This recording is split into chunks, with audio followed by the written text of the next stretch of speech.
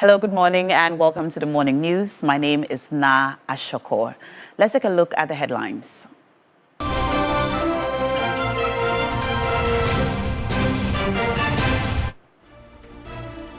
Former Finance Minister Ken Ofori-Atta to appear in court today in the U.S. over immigration violation issues.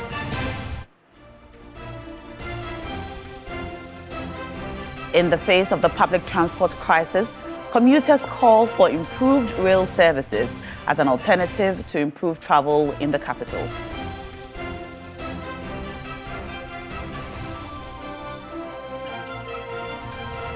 Fire victims at Dagomba Line, a slum community in Kumasi, have begun rebuilding their homes despite directives from city authorities.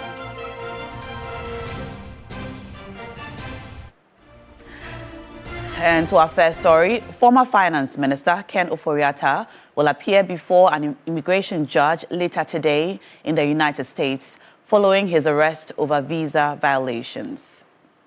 Ken Ofori-Atta, who has been in detention for almost 2 weeks, is fighting to change his immigration status to prevent him from coming to Ghana, where he is wanted over corruption allegations. Today's trial will seek to bring clarity over his visa status, and his lawyers say they will do all that they can to ensure that he stays in the U.S. Ghana has, however, requested the extradition of Ken Ofori-Atta, which the U.S. government has acknowledged, indicating that they will not stand in the way of getting Ofori-Atta to return to Ghana to stand trial over corruption allegations.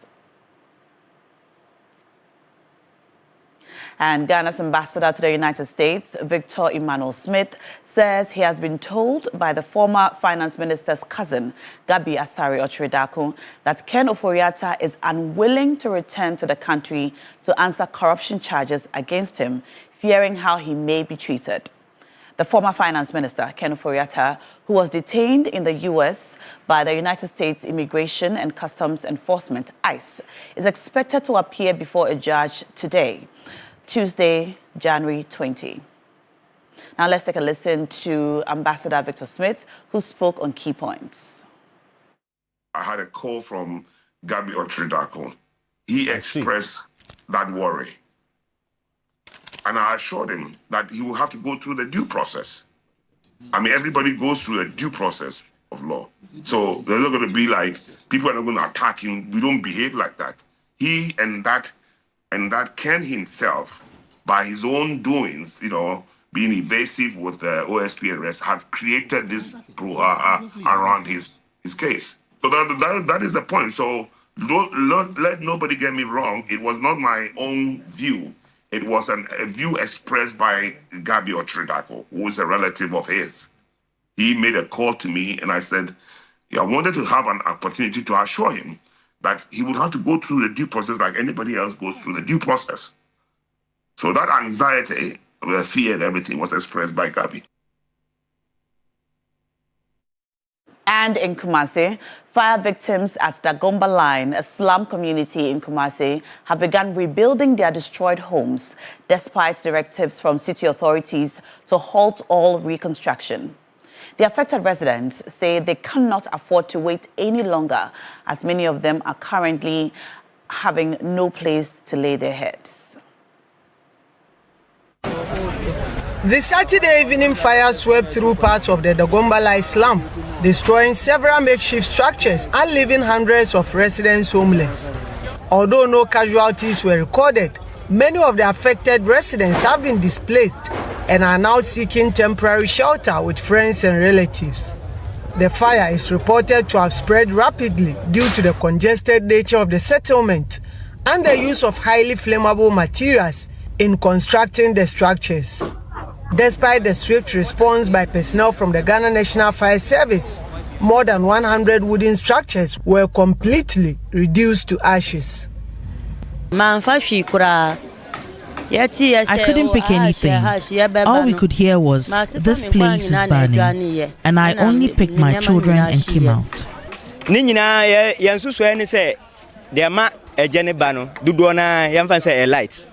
The cause of this burning is from power outages, and most of the time, cooking. them no appeal. In spite of the devastation, some affected residents have already begun rebuilding, determined to start life afresh, despite instructions from city authorities not to put up new structures. As for the authority, if we are to wait, we don't have place to sleep. And we don't know the time that the authority will come on. That is why we are building. So if we know that this day the authority will come and give us way to do our our work, then we wait. But we don't know the time that they will come. The Ghana National Fire Service has, however, urged city authorities to ensure that any rebuilding efforts are properly planned and structured to allow easy access for emergency responders in the event of future outbreaks.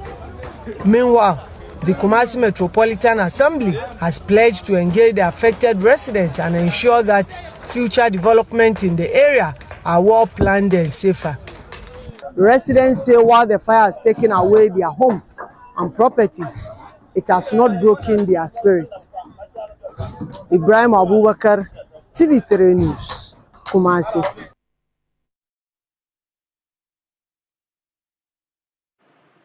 In the face of the current public transport crisis involving shortage of vehicles, the railway system has become an alternative means for commuters, as some of them have called for shuttles to aid easy movement. Christian Yale, aboard a train from Tema to Accra, reports passenger sentiments about commute. It's 6:30 a.m. at Ajogono, one of the train stations along the Tema-Accra rail line. People had already gathered, waiting for the arrival of the train to board. Tickets sell at 8 cedis for economy and 10 cedis for first class. Myself, I need to join this, and then my cameraman would also join me inside so that we get to move with the other passengers who are using this. And so along the way, one striking concern is the close establishment of houses and makeshift structures, as well as how sewage and sand have buried significant portions of the metallic component, which then causes derailment. If we use the actual roads, it's more congested with cars, and these days you really get transportation to your various destinations. So the train doesn't stop that much, so I think it's better than using public transport. It is good that the government invests in this area of transportation so that we can have an efficient transportation systems in this country. Compared to the minute I get to the workplace, I will choose the train over the normal trotro. This is my first time boarding a train, so I don't have much experience about how the system runs and how it is done here. But so far I'm loving it. I think it's cool. It's convenient and it's safe and it's fast. So there's a new line, but this one is old line, so the new one cannot work on this one unless they expand this one. This is an old railway track. We made a number of stops at Bachona, Shangri-La and Achimota, where the head of the train was detached and moved to the other end of the train before we could head towards Circle and Accra. Before, we were having a DMU there. We started operating at somewhere 2011, something like that. And it got spoiled. It is stuck at the shed there. If government can repair that one and do some rehabilitation on the line, I think we can use that one. For some passengers, there should be more shuttles for persons who are unable to board the early one, which moves just once in a day. I think if a bit me twice, and I say be away, for so I follow, and no bad bomb, kakra. There no one who say, oh, it's a idea, where they are, way by it's a better second one. I had to say, Trotro, say, wait, Chumujawa, unim secanic, there's more car there, a bedding, a bed binding, or better being a body. There is even more danger when you get to Accra, where traders are almost taking over the rail lines.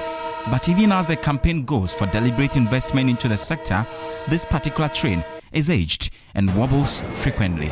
Even at the first class session, the ceiling fans there are rusty. When you are coming on, you can see that there are people who have encroached, and you see these night workers, weak smokers. So this is my third experience, and so if I can say their timing is always perfect. Like when it's our place, it's at Adegono, and they arrived there at 6:40, and before we got there, the train was already there. It's only 6:38. In the last 3 weeks, we decided to pick the normal car to Accra, and then we stood by the roadside for almost an hour, running around looking for just the right car to pick and all that. So yes, I would encourage the government to invest more in the railway system.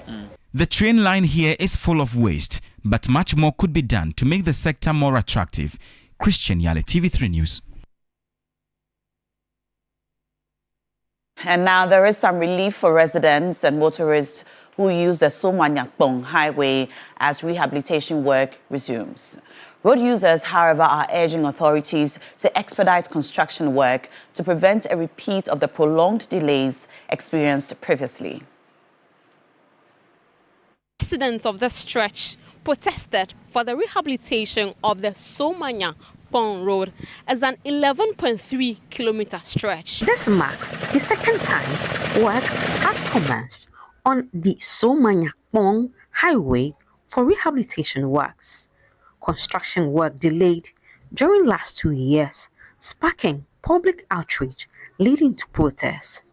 In October, some youth protested the deplorable state of the Somanyakpong Road affected local businesses, the agricultural value chain, and economic livelihoods. Contractors have now returned to the site to rehabilitate the stretch.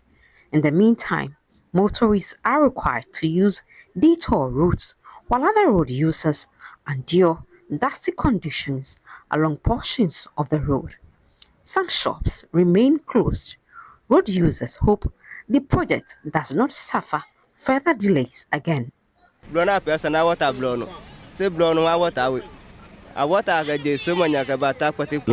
dust in the area as a result of the reconstruction of the road is too much. We plead on the authorities to do regular watering, and then the contractor. Sometimes keep I'm not going to appear to travel time has increased because of the diversion of the road. We plead that the contractor and the authorities should fasten the project for us. Because we are no break here. Things are not bought when you open our shop, so we pray that the project should be done in a haste. A fastness.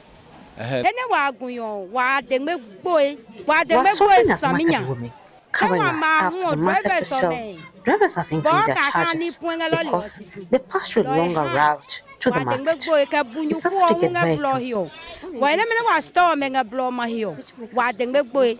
The municipal chief executive for the Lower Manyakrobo municipality, John Ate Mate, assured residents that contractors will intermittently water the road to reduce dust while work progress to meet expected timelines. Roadside who are having businesses by the roadside, a lot of dust every day. I always speak to them that at least every day, if we can give them like twice of the watering, it will be the best. I am hopeful that they will heed to that advice and will reduce the inconvenience that our people are facing, so that by the end of the construction, we shouldn't see a lot of casualties. People falling sick because of respiratory problems and all that. I know that by the end of the year, I'm sure that this road will completely be done. United Nations Sustainable Development Goal 9 calls on government to develop reliable, sustainable, and resilient infrastructures, such as road, to support economic development and improve human well-being.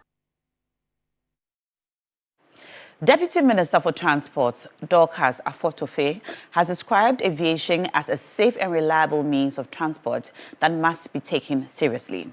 She said Ghana's obligation to comply with the International Civil Aviation Authority organization standards makes the continuous maintenance of aviation safety very critical. Ghana's air safety system remains credible and continues to improve, guided by international aviation standards.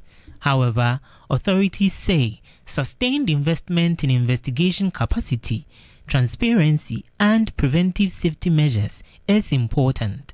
Speaking at the launch of the 5th anniversary of the Aircraft Accident and Incident Investigation and Prevention Bureau, the Deputy Transport Minister said the government is committed to investing in modern technology and data-driven solutions to further strengthen aviation safety. As Ghana's aviation sector continues to grow, with increasing passenger numbers, expanded routes, and modernized infrastructure, the responsibility to maintain the highest safety standards becomes even more critical. The Ministry of Transport places strong emphasis on follow-up actions, data-driven decision-making, and the identification of trends and emerging risks to inform sound policy choices. The Commissioner of the AIB, John Wumboti, said that despite limited resources, the Bureau continues to work to prevent aviation accident and other related future occurrences.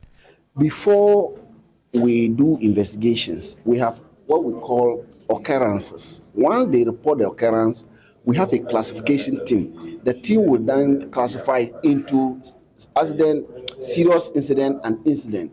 Then we then look at which one that we are supposed to investigate. But when it comes to a total accident, that one is obvious. You see it, then you go ahead to do it, to investigate. So we have investigated so many serious incidents, and it's about 36 of them for the period of 5 years. The AIB Ghana is mandated to investigate aircraft accident and serious incident, issue safety recommendations, and promote preventive measures to enhance aviation safety across the country. And that will be all for the morning news today on TV3 Newday. Please stay with us for the rest of Newday. My name is Na Ashoko.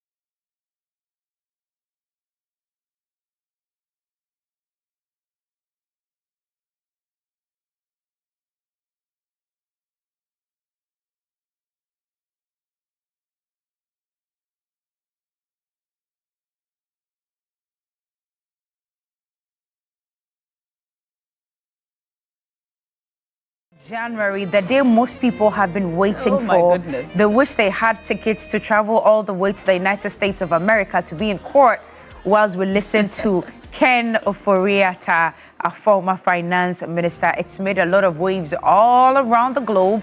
Everybody is waiting for today.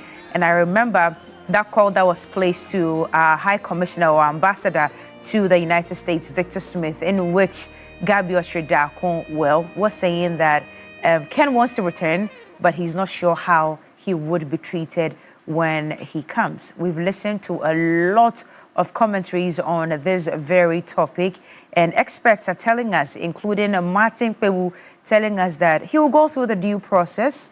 I mean, nothing extraordinary would be in his way. So if he wants to come back to Ghana, he should feel comfortable to come. I'm only reiterating the fact because I just remembered that today is the 20th of January, 2026, and I'm sure you'll be touching on it for the big issue. But in the meantime, welcome. It's a privilege and a big blessing to be coming your way again this morning. It's a Tuesday, and I always call it a choose day. What are you choosing today? Now, I'm choosing to go back to fitness. Yesterday, I was back in the gym. Oh, yes, look at you. Yes, I was back in the gym. And interestingly, one person who has actually motivated me to go back to the gym is the Honorable Julius Deborah, the Chief of Staff. Okay. So from where I apply every morning to come to work, I see him and his men taking a walk every morning. Wow. And I asked myself, I don't think I am busier than the Chief of Staff because he's got 33 million people to take care of, including everything else that happens in his office. Because he needs to make sure that everything is on point. I'm quite busy though, but if he is exercising, then what excuse do I have? So I've checked back into the gym. Please give me motivation and inspiration. Congratulations. I hope that I keep at it. Last year I was very lousy, but last year too I was really swamped. But I don't think it's an excuse, is it? I was really swamped. And yesterday I told my trainer that, listen, call me, give me pressure, even if it's just 15 minutes. Let me just come for 15 minutes and I know I'm over and done with it. So whatever you have set your mind to do this year, please make sure that you're doing it. Otherwise, by the time you open your eyes, it will be 20th of December and you ask yourself, where did the year go? Yeah. Well, I'm not preaching prim and proper, and I'm not trying to say that I'm better than anybody, but if I found my spark, you can find your spark too. Good morning and welcome to TV3 Newday. That's your morning Daniel B. Motivation. That's your word of motivation this morning. But yes, we're expecting to hear about the proceedings involving our former finance minister, Ken Ofori-Atta, today. The trial is set for today. It will be by video conferencing. Yes. And we have asked whether the video conferencing will be public and available for all to see. That question has not been answered yet, but we will wait. We know that it's later today. And so we will definitely keep tabs on that and keep you updated and informed throughout the day, throughout our news bulletins. And I'm sure by the time we wrap up the day during Ghana Tonight, we'll have all of the details and the full information for you. I don't think that there's anybody who doesn't know about this, but just in case you don't know, Ken Ofori-Atta has been in detention in the United States for almost 2 weeks now. He was arrested by ICE, the Immigration Service, but he refused to speak to the Ghanaian ambassador when they extended an invitation, for a conversation, just to ensure, according to Ambassador Victor Smith, just to ensure that he was, being treated properly, getting his medication because we know he's unwell and all of that. But he initially refused to see them without his lawyers present. And then subsequently, he said that he would not see them under any circumstances. So he refused all consular assistance. He's set to appear before a judge today via video conferencing. And so he will continue to be in his detention center. He's been moved from his first detention center to another detention center from where the video conferencing will be held later today. And so we'll bring you all of that information and keep you posted on that. And there's so much more happening in the country today. I think yesterday was a big news day. There's conversation about the Constitutional Review Committee's report, specifically on the Ghana Bar Association and its possible removal from the Constitution. The former president of the Ghana Bar Association, Yabuafo, has been speaking about his thoughts about this, and he says, it might be politically motivated. On big issues also, we're going to be looking at the transport system. Now, there's a lot of conversation about the transport system. It started during Christmas, Cookie. It did. When we saw that buses from the major cities were refusing to come to Accra and other major cities, and people were left stranded. And we thought it was just for the festive season. Yes, we thought it was a Christmas thing. That's what you say in Ghana, right? Asoma. Yeah. It was a crisis that was looming. And now it appears there aren't enough buses on the roads. Not enough trotros to convey people from the major cities in and out of the cities, even within the cities. And it has become a problem, necessitating some unnecessary price hikes with some of the transport operators, passengers complaining, and so on. And the buses that were brought into the country. Yes. What's the information on that? So there's Ayalolo, and then there's the Metro Mass Transit buses as well. So we are told that somewhere in 2012, about 500 of them were brought in, of course, by the then Kufuor government. And then when the NDC took over in 2012, between 2012 and 2016, about 500 of them were also brought in, totaling maybe a little over 1,000 buses. But by the time we got into the 2016 elections, almost 800 of them were written off in the name of they were unserviceable. Most of them could not ply the roads anymore. And we are told that about over 300 of them, 313, I think that's the number, were sold because they called it scrap at the time, as in it cannot be used on our roads. They were 100% unmotorable. That's what experts are telling us. And they were sold for a meager amount of 2,500 Ghana cedis. 500 Ghana cedis, even though later on the evaluation stated that it could have been sold for about 38,000 or even 40. 2,500. Yes, 2,000. How much is a laptop? Probably phone? even more expensive, right? A mobile phone. Even more expensive. Depends on the amount. I mean, this one, S25 Ultra is like 25,000. So if a phone is more expensive than a Metro Mass Transit bus, then it means that, Charlie, you are surprised, eh? But that's being valued. Sometimes you value 2,500 cedis. But what's the essence of valuing it if it's not supposed to be sold for that amount? That was the value amount. So if in any case, if you want to sell it, you should sell it for the valued amount. Why did you sell it for 2,500? Even the Goro boys who go around the neighborhoods to buy scrap, they will not buy a whole bus for 2,500. I mean, how much do you sell a scrap refrigerator? Exactly. Like a chest freezer. How much is that? How much do we sell that How for? much is that? Anyway, I guess that's a conversation to be had. We'll look into it further during the big issues. But yesterday, my colleague Christian Yale was on a train. Did you see the story? I saw it. It was on a train. Roland, you were here. Because that's what we need to turn our attention to. He joined but the before train you get from into Tema. it, did you plan where you were with Roland? Yes, we planned yesterday. Ah, okay. You didn't tell me You about didn't answer your phone call. Oh, okay. You need to pick up your calls. Nazarene Nasho Kodoku. So Nazarene. Roland, behave yourself. Let's stick to the story. So Christian Yale Why don't you use Nazarene again? So Christian Yale is on the bus. Botiano. He joined the train from Botiano to Accra, and he showed us the inside of the train, the outside of the train, the communities on the lane, on the sides of the train, and it leaves a lot to be desired. I know. I mean, if you saw the train, this is the train he was on yesterday. This was Kwame Nkrumah's he time joined train, the popular, I don't know what, the economy. So there's first class and then there's so I guess that's economy. Yeah. So he joined economy. He paid 8 cedis for this ride. And the first class is 10 cedis. This is the train. This is our train. Yes. Anyway, so he spoke to some commuters. I think we can listen to what some of them had to say about their experience on the train. And we'll also bring you some more videos on other trains that some of my other colleagues joined from Afienya and other places. Let's listen to this.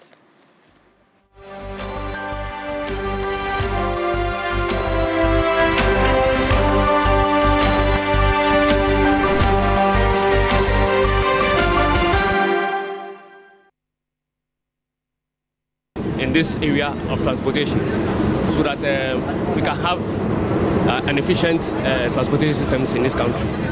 Compared to the minute I get to the workplace, I will choose the train over the normal trotro. This is my first time boarding a train, so I don't have much experience about how the system runs and how it is done here. But so far I'm loving it. I think it's cool.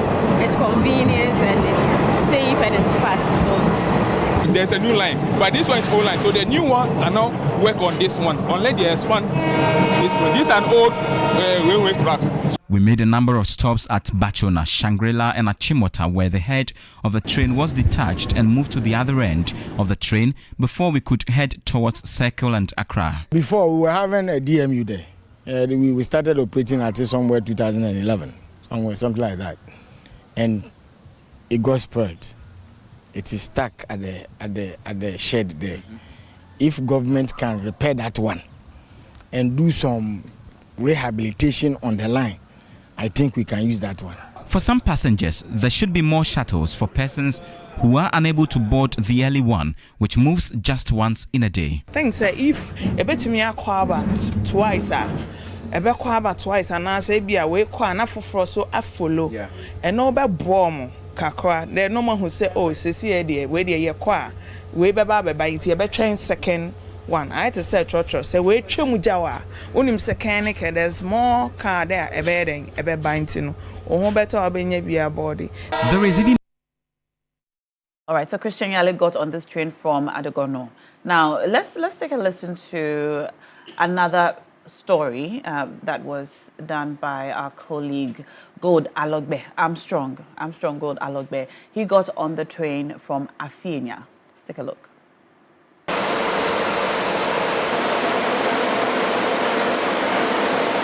This is the rail services from the Tema. How about here heading towards Afienya, and this we are told has come as a relief for many workers that commute between Afienya to Mataheko and other communities all the way to the Tema and continue to Accra.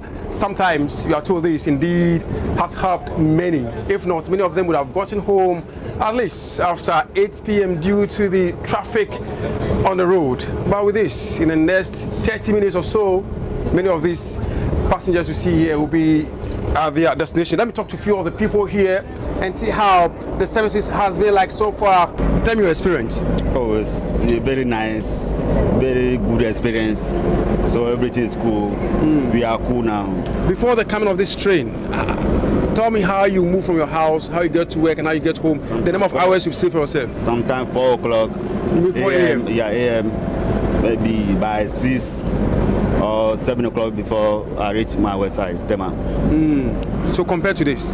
Oh, this one, we are very, very cool now. Cool. Everything is cool. And the pricing? Oh, the price, it's okay. That is 15 cities? Yeah, 15 cities. It's okay. You are from Tematek? Yeah. So you have to leave from Tematek and come here? Yeah, I'll leave Afienya to Tema every day. Okay, so tell me your experience. Well, it has been a great ride for me since I started school.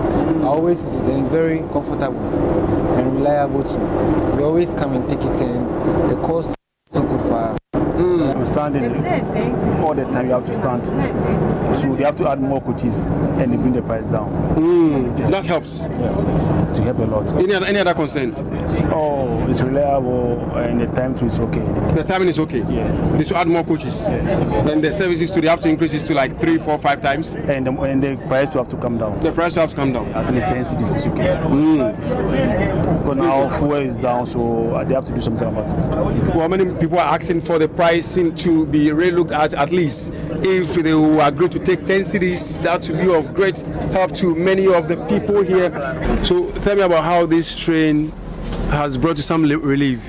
Oh, it has brought a lot of relief because we used to take like an hour from maybe Committee to Bichili. I live at Bichili, so like I can say like an hour plus from Committee or even sometimes struggle in getting a vehicle from Committee. But since I joined the train, like within 15 minutes I'm at Afienya, which I can get another car to go back home. So in less than like 45 minutes I should be home. Yeah. Instead of the usual 1 hour plus. Yes. And the fare? the fare, in a way, it's too much as compared to commercial buses. It shouldn't be much expensive compared to church, because church sometimes like 7 cities, 8 cities, but a train is taking like 15 cities, which is too much. So the fare should be, adjusted a little bit to favor us. God has blessed us with this train. You see, you are really enjoying it. Grateful. Hey, we are enjoying it. Even you are enjoying it. Of course, I'm enjoying it. Yeah, so we are enjoying it. So, like, you want to give us how it used to be? It's boarding the car. to stand in the train than I'll take car. The traffic is killing us. So you don't get to join the long queue, the usual long queues, the traffic congestions on the road? Since the train, we don't join any long queue. Good evening. Good. Two per more of these. And can you come back for trotro? And easy. Easy, stress a woman and answer to very well. Into Uber per se towards in San Juan, quarter crowd, Ukromo even side.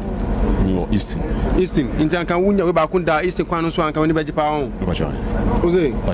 Ever since the train started, I've been on board several times. I'm almost, let me say, almost. You are a regular customer? Very, very, very, very. Have you ever missed this train?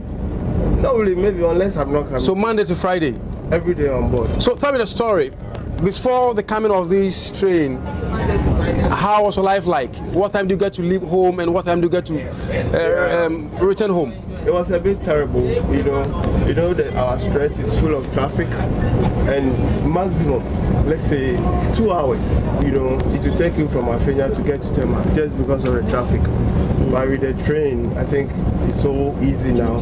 Just about 20-25 minutes. Within 20 minutes, you are home? Oh, yes. But so speak about the services. How do you see their services? It's good. It's good, actually. Largely, it's good. We've actually not encountered any difficulties with the staff or whoever. So I would say it's... And the payment? Payment for me, looking at the stress relief, it's good. It's good for me. So how much do you get to pay? 50 cedis per trip. 50 per trip? Yes. So every day you spend 15 cedis in? Yeah, 15 in, 15 out. 15 in, 15 out. That's right. So that is a patron on the train sharing his experience with us. He will never miss his train for any reason. I will speak to many other people who are also on board. Madam, how are you? I could see you are standing. Regardless, are you enjoying being part of this train? Yes, please. You're enjoying it? Yeah. You don't have a chair, that means you came late? Yeah, I came late. Do you get to stand this every day or just today? Today is my first time. Today is your first time standing? Yeah. Or joining? Joining the train actually. Tell me the experience. How is it like? It's actually good. Yeah, the experience is good. It's good? Very good. At least everyone wants to experience it. So before this train, how do you get home? My uncle takes me home. Yeah. The traffic experience? Very bad, because I stay at Matayako, and then the Afariwa traffic is very, very, very, very bad. The Afariwa traffic? Yeah. Very terrible? Very terrible. Extremely terrible? Very, very, very, very. But with this one? Very good. Yeah, I can say the experience is very good. All I would say is that the government should look at it and then do more. Need more of these things. Yeah. You need more? More, everywhere. Some people can even work from Kumasi. They can go to Kumasi every day and come back. So you give your experience before this train came, okay? How did you used to get to work? Very bad, because sometimes you sit in the car for 1 hour, 30 minutes, 2 hours. It's very bad. Yeah. No, the young man behind you doesn't trust what you're saying. Wow. He said queer, meaning he spends more hours in traffic. Boss, he's lying. Totally. Tell me, what's the truth? This over 2 hours road journey sorted for us 30 minutes. So his 1 hour is not true. It's not true? Never. So you tell me your own? Even from Timber Market to Michelle Camp can take you over 1 hour. Proper traffic can take you more than 1 hour. Then from Michelle Camp to cross to number 1, that small T junction there, another 30 minutes. To Afenya is a very long journey. So approximately 2 hours? Yes, yes. Even be in the queue before you join the car. I think somebody wants to add up to what you are saying. Even be in the queue before you join the car, it will take you 1 hour 30 minutes. Yeah. That makes it 3 hours 30 minutes. Yeah. At times more. When it's rain. You mean more? Meaning like 4 hours? Yeah, when it's rain. you will suffer before you reach house. Really? Yeah. Is that bad? It's very bad. So you want to say equal to government? Yeah, you are doing well. Keep on. Government has done well? Yeah, you and you want more? More. But so far beyond the fare, everything is okay? Everything is okay. It helps a lot. It helps a lot. You get home on time to cook for your family? Yes. And even when you go to the station, how to get a car. Sometimes you can be there more than hours. You won't get a car. But so you are not experiencing the usual congestion on our road? Not at all, no. So before 2 minutes to 8, the na my late. Me late here. It's it's almost time ni bika no mo ye ni 3 anopa. 2 anopa de ma pressure no ya wo no. Yes, I am my pressure. Yes, sorry 4 o'clock.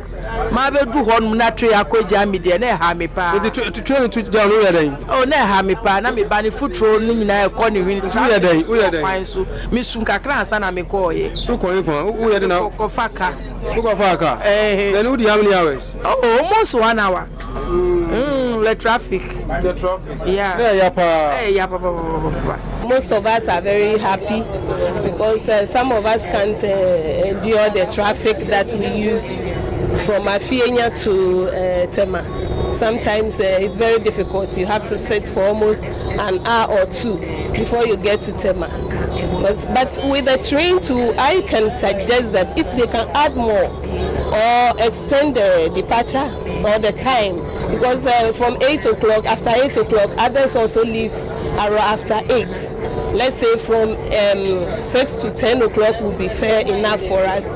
And also if they can add the afternoon, some of us also leaves around 1 or so. 1 is not enough at all. It's not enough. At all? No, at all. It's not enough.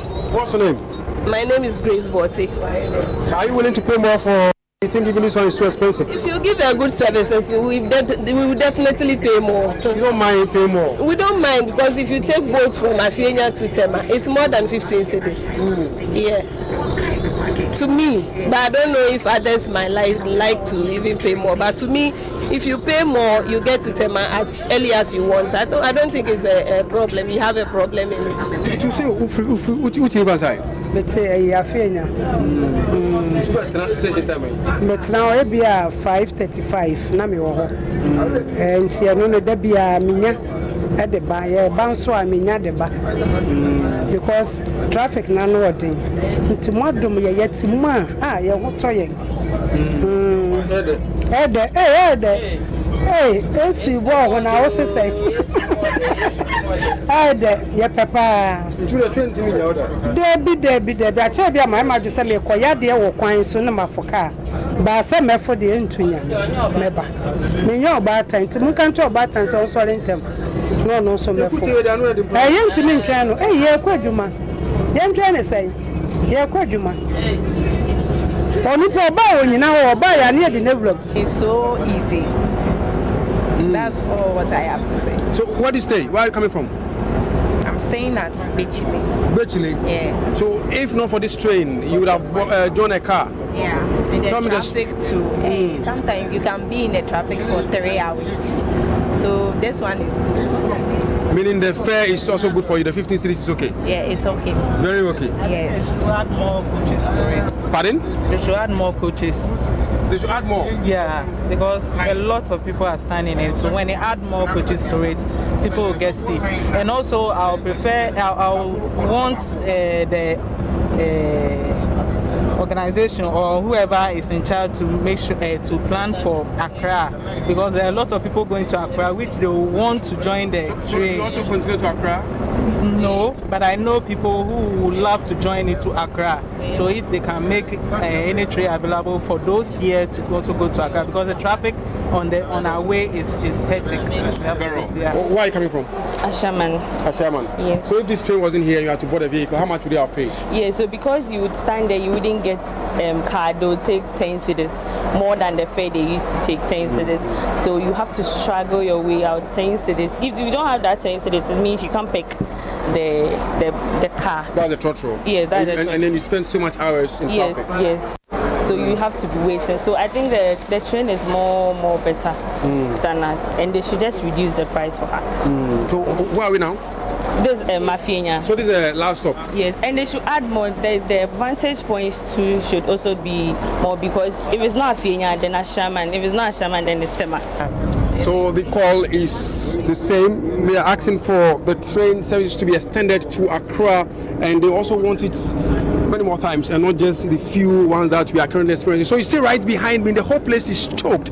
You see down there, all these people are standing. This train, we are told, is supposed to be full to the capacity of about some 120, but as it stands right now, approximately you can count at least no less than 200 to 300 people who boarded this train, with many of them standing. So those who are currently seated now, just about some 120, and each person gets to pay 15 cedis flat rate, regardless of where you are going.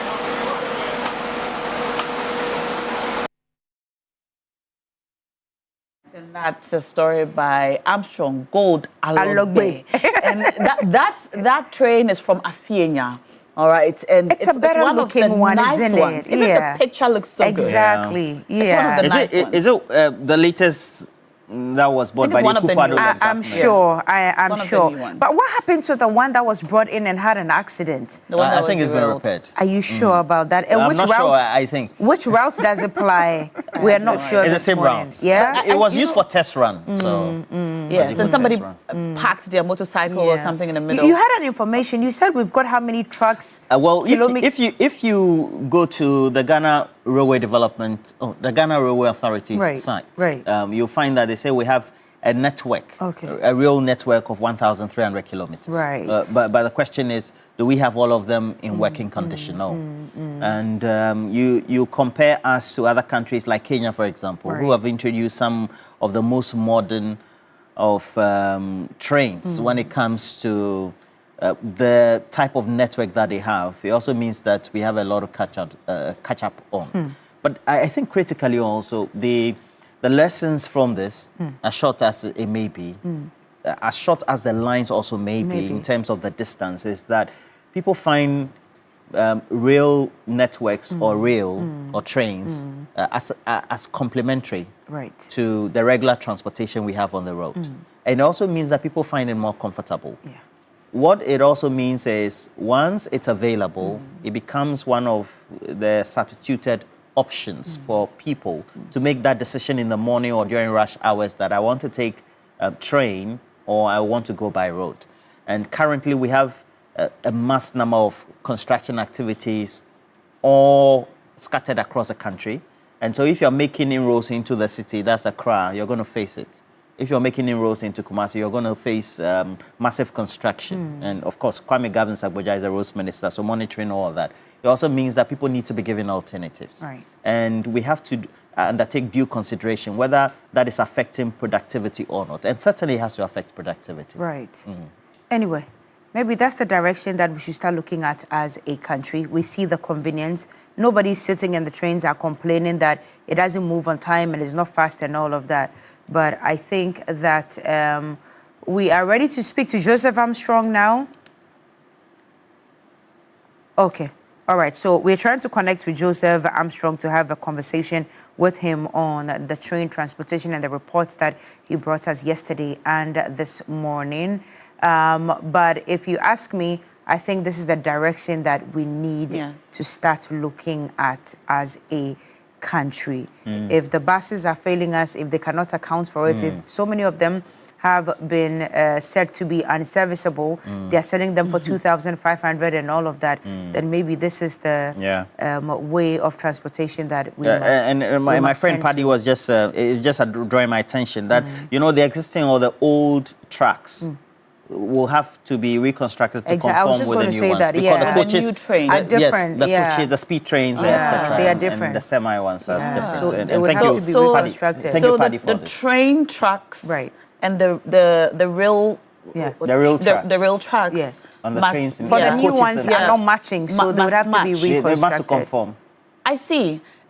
Well, that's a problem. Well, so we have old school and new school. The current tracks that we have would have to be removed and reconstructed. Yeah, certainly. To conform to the new standards of the trains that are undertaken. Because you know the old coaches are old. You know, even before we used to have the KTK ones, the other ones that use the coal. That use the coal. But you know, elsewhere they still use those trains, and they actually look quite nice. But because they maintain in them. Scotland, still with the smoky chambers. But Joseph Armstrong is here. You know, we have a few questions. We're asking if this was the one that had the accident, if it's been repaired and all of that. Joseph Armstrong, Gold Alogbe. Good morning. Good morning, madam.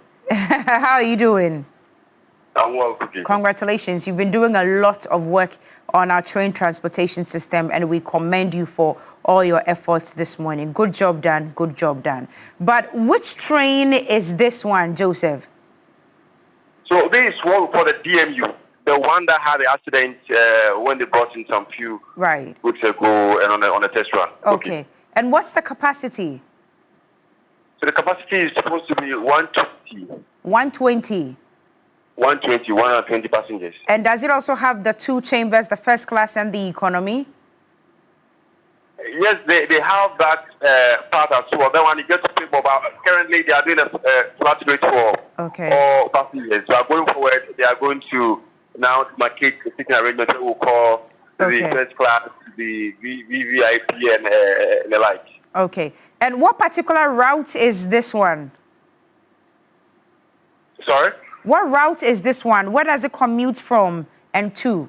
So it moves from the Tema train station and heads to the Afienya train station. We are told that in the next few weeks, they are going to continue from Afienya to Adomi area. But currently, they just go from Tema to Afienya, and they do that 3 times in a day, morning, the morning bells, and then that of the evening. Okay. I mean, we listened to you, but just for the purposes of those who did not catch what we're watching early on, as a reporter, what were the sentiments you picked on ground? Is this a much more preferred way of transportation according to the passengers you spoke to yesterday and this morning?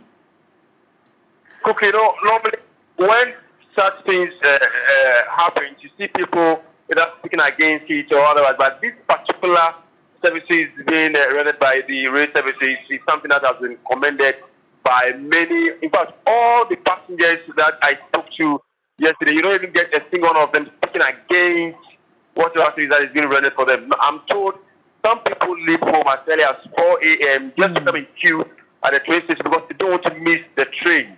And the train moves on time. If it's moving at 6:00, it moves. It doesn't delay, unlike maybe you're on a truck waiting for it to get full before it moves. This one, 6 a.m., you know that if you don't get there by 6 a.m., you can't meet at the station. So I think it's something that many people have recommended, and then they are commending government for at least bringing this into their end. And some people are even describing where they are coming from. They are living in abroad because, I mean, at their part, they set a target for themselves that they want to get to work at this time, and indeed they are able to get there on time. Because from Tema to Afienya, it takes only 20 minutes. Only 20 minutes. The only complaint people have is the stop, the station where it gets to stop. They are saying it's so far apart. They want more stations to be created so that, let's say from Ashaman, you know that the next stop is on the maybe the industrial area or something very close. Maybe from Ashama, you get to stop at Tulaku before you go to Mataiku, then you end up at Afienya. These are a few of the complaints people have. And then they are also asking that, can we add more coaches or more trains on the road so that some people report to work around 1 p.m. and not everybody goes to work between 6 and 8 a.m. So if you are providing services for people who move from 6 to 8 to work, why don't you also do the same for people who also report to work during the afternoon bell? So from 12 to 2, you have the train also moving. I spoke with the management who also told me that they are looking at the cost because in the afternoon, not many people move in. And the train, when it moves, it costs a lot of money. And they are using what we call the marine diesel. It's not the ordinary diesel they use for the commercial vehicles you see on our road. This one is marine diesel. And if you know about the marine diesel, it's very expensive to buy. And also looking at the fare they are taking, which is the 15 cities, management also says that if you don't take in the next few weeks, they maybe move it to 20 cities. These are some of the things that the passengers and also the managers have been saying to me. Oh, so that means it only moves in the morning. It takes care of commuters who are going to work in the morning, and that's it. Yeah, it moves. So 6 a.m. it moves to Afienya, brings the passengers from 6:20 to Tema. It goes back again. It does that twice in the morning. Oh, so right. right now it's 7:20. Okay. The last trip will be at 7:30 to 8 o'clock. After Right. 8, the train doesn't work again. It packs, and the next time it move again will be 3 p.m. That is those who are closed for the day. It takes them in, comes back again 4:30, moves them, and does that 3 times in the evening, and then is done for the day. And these are people. These is what people have complained that no, it's not enough. We are enjoying the services, just that make sure you make time for others who also moves later in the day. Right, right. Now, let's talk about some of the obstructions on the rail tracks. Yesterday, I heard you speak to one of the leaders who was complaining bitterly about sometimes the trains hitting cattle on the tracks, people wash, and it's a whole lot that goes on there. Give us more information about that, Joseph. Yeah, so it's quite worrying. Yesterday, speaking to the deputy GM, who also happens to be the director of operations, he told me some worrying things, which include people deliberately putting stones on the rail, on the track, just to derail the train. Now, these allegations coming from him, but as a director of operations, he is saying this, so we can only maybe take our time to investigate what he said. He said that people deliberately arrange stones on the tracks, and you see at the point you see the train just breaking them into pieces one after the other, and if guys don't take one of these days, the train can derail. And what do they do that for? So for him, they are still trying to investigate why people want to do that, because this is something that is helping the entire neighborhood from Afienya to Tema and later to even Adomi. So he doesn't understand why people, they encounter that very often. So sometimes before the train moves, they have to send advanced team, which also comes with another cost, right, to clear every obstacle on the road. And another thing they are also faced with is cattle. On 24th December last year, the director of operations also told me that they have to hit a cattle, a very big one of that. Wow. We call it the mad cattle. They are on the street, they are on the road. Nobody is controlling them. And when it happens that way, it affects the operations of the train, which is not a good thing. So what they are calling for now is for maybe doing a fence along the entire rail line, which is going to be very expensive from Tema all the way to Impakadan. It's not going to be an easy construction if they decide to put fence to deter or to sway away encroachers. But as it stands right now, I think they are doing so well. They managed to get rid of people who have encroached, particularly around the Tulaku area. Right, right. Guys, if you don't have any questions for Joseph, we'll leave it here for now, unless, of course, you have any other submissions. But otherwise, we'll just leave you here for now as you continue with your reportage. Thank you very much. Joseph Armstrong Gold Alube is our colleague here who's been bringing us reports on the train system here in Ghana. That's quite interesting. For the arrangements of the stones and all those things that people have been doing, it's because there are too many squatters who live very close to the rail tracks. Why would you even want to live there? I want to understand. Who authorized it? Who says that it's okay for you to live in a place like this? And who does it? I just don't understand why we just sit and we watch. We just look on, because these people just don't settle in a day.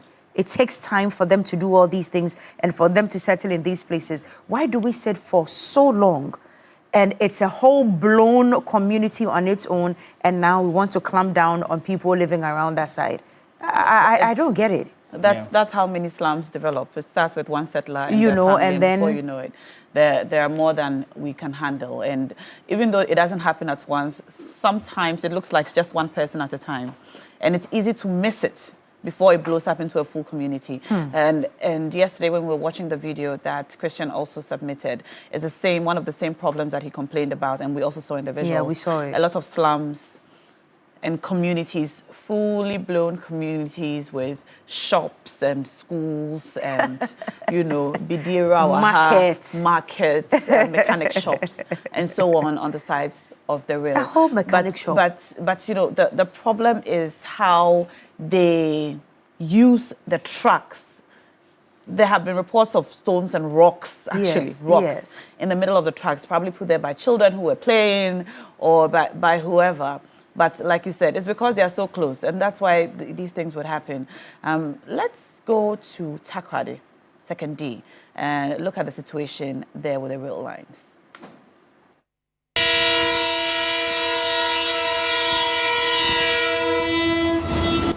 The rumble of wheels on steel and the deep blast of its horn evokes memories of Ghana's railway heyday in the 1970s and 80s. For the older generation, there is a wave of nostalgia. For the young, a novel adventure with children boarding in wide-eyed excitement. This was the revived 2nd D Takoradi line, not merely a track, but the birthplace of Ghana's railway system, originally built to transport minerals to the coast. Commissioned with ceremony by President John Dramani Mahama, promised harbour residents a reliable and affordable commute. With brand new trains and fares capped at a few cities, patronage grew steadily, heralding what many hoped was a renaissance for rail travel in Ghana. Passenger service was entirely dependent on freight revenue, and the haulage of manganese from Nsuta was its financial lifeline. The deterioration of these freight lines and the subsequent halt of manganese trains crippled the company's finances. This collapse revealed a critical systemic flaw. The passenger service was not economically viable on its own. Consequently, by 2020, with its freight backbone gone, the diesel multiple unit DMUs at 2nd D were silenced. From Kwame Nkrumah's time and even through Achampon's time, railways have always received subvention from government for operations. This is what we came to meet and work with. So it is government who determines the fare for rail transport, and we use that to buy fuel, but this is not forthcoming.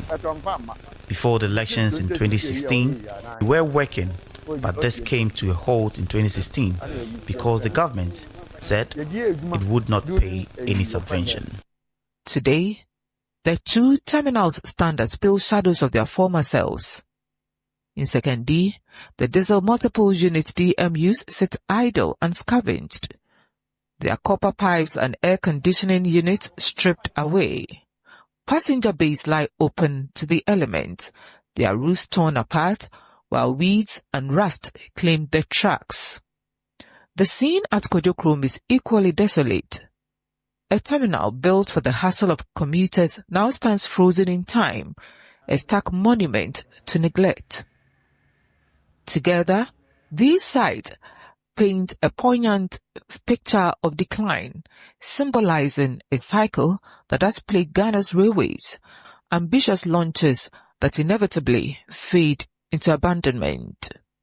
For now, the railway system The passenger train system's inefficiency has made Kojokrom less vibrant than it used to. If the government wants to leave a lasting legacy, it should complete our train service. A majority of students along the train line relied on this service to get to school. Now, it has become a white elephant. According to 2nd D railway workers, the government's decision to prioritize the construction of the passenger-only Eastern Line over the Western Line represents a critical misallocation of resources. I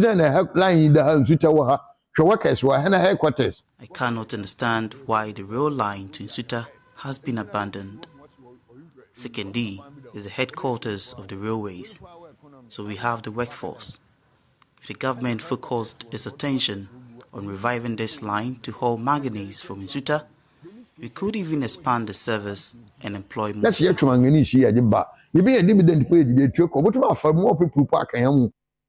Emmanuel, a A railway worker describes government's decision to transfer rail workers from the western to the eastern corridor as a betrayal of the western workforce. It is so bet my BBDI should maintain the workers here, both the western corridor for us.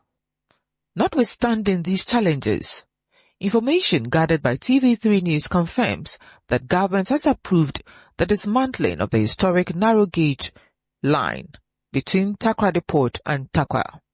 Member of Parliament for Sikado Ketan and Deputy Minister for Health, Dr. Grace Ayinsu Dankwa, a passionate advocate for the development of the Sekondi Takoradi metropolis, believes reviving the Western Rail line would significantly help decongest the region's roads. I think there are two things in the Western Region Metro. It's the Western line as well as the port.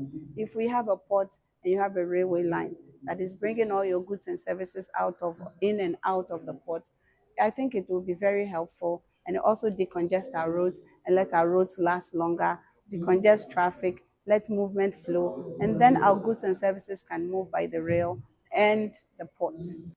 Passenger revival is directly tied to this expansion. Restoring the line to Takwa would reconnect mining towns to the port and create a compelling case for frequent suburban service. More connected towns mean higher ridership and greater fare revenue, creating a far more sustainable model than the previous shuttle. Irama Smith, TV3 News.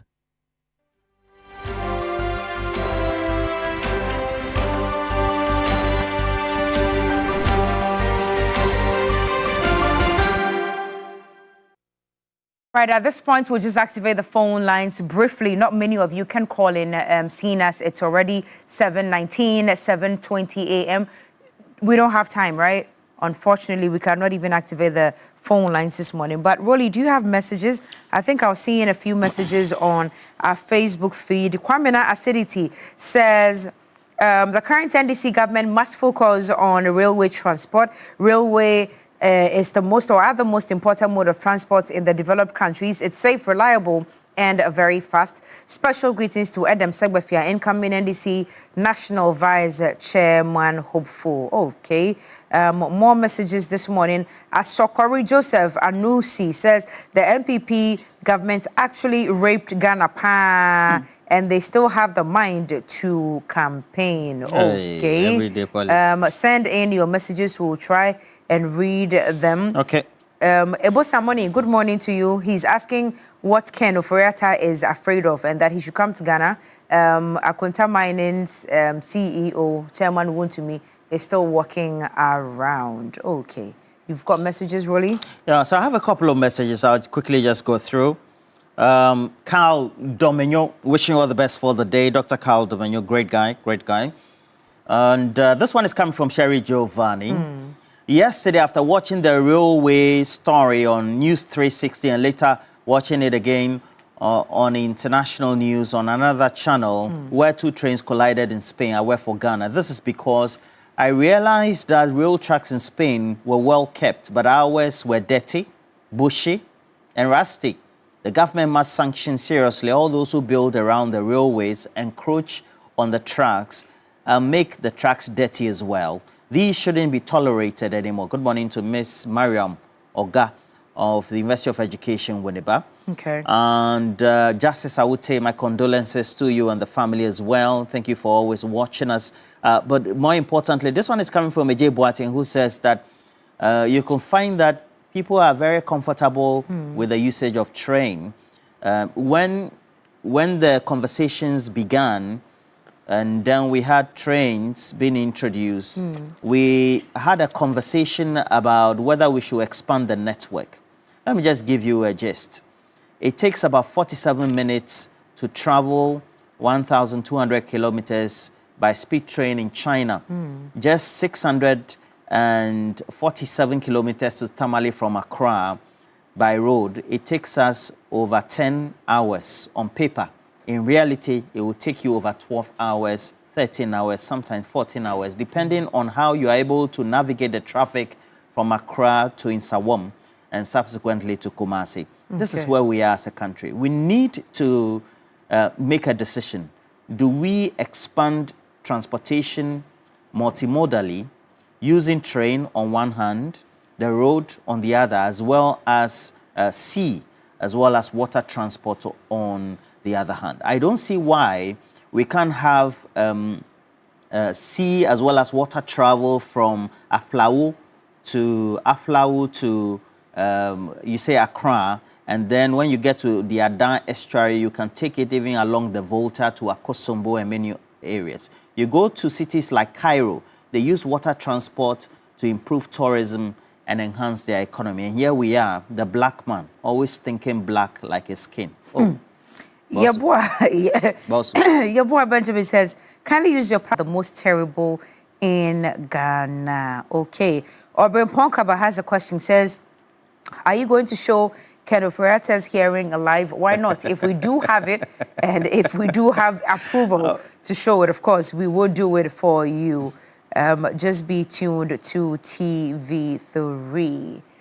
All right, ladies and gentlemen, let me remind you this morning that there's a world-class university right here in Ghana. It's called Rosebank International University, a very strong South African university and a brand of the 8V Tech Group, Africa's largest private education provider, with 146 schools across 5 African countries and over 100,000 learners, and partly owned by the World Bank through the IFC. Rosebank International University is fully accredited by the South African Qualifications Authority, the British Accreditation Council, GTech here in Ghana, City Guild in the UK, and a Capsicum Culinary Studio. Now at Rosebank International University, we offer a Doctor of Business Administration, Masters of Science and Master of Philosophy in Digital Marketing, Bachelor of Supply Chain Management, targeting professionals in freight forwarding, customs, and all of that. Now we offer hospitality and culinary arts available at diploma, undergraduate, and postgraduate levels.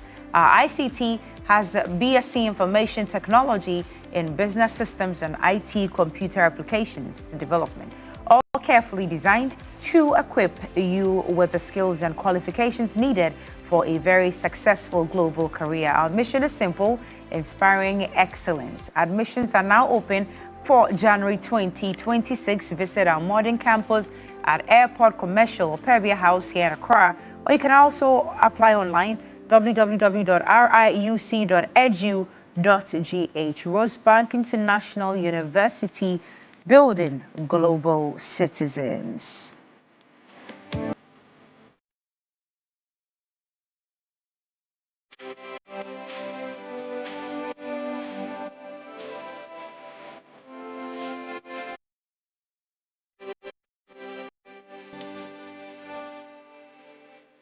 And if you're looking for a quick snack during the day, I invite you to grab Nutri-Snacks Granola Bar.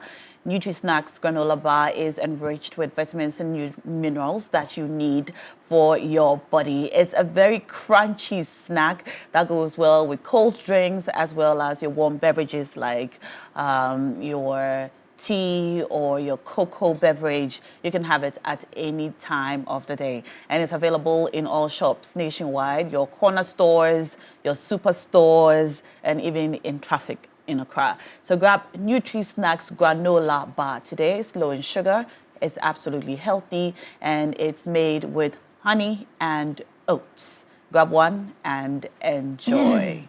We still have more for you this morning on TV3 Newday. We're going to go on a quick break. When we come back, we'll bring you the big issues.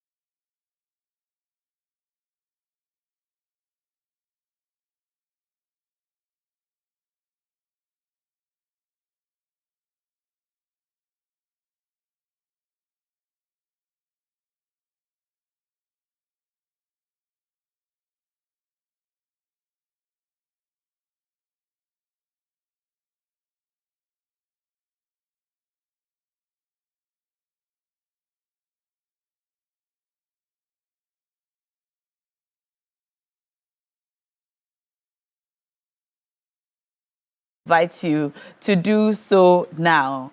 Option 2 allows you to win up to 1,000 Ghana cedis on the show today. And before we go, I'd also like to say special greetings to Mr. Isaac Asari, who's watching us all the way from Bolga. And you say that you never miss TV3 Newday because it's a great start to your day every day. And without watching the show, your day cannot start properly.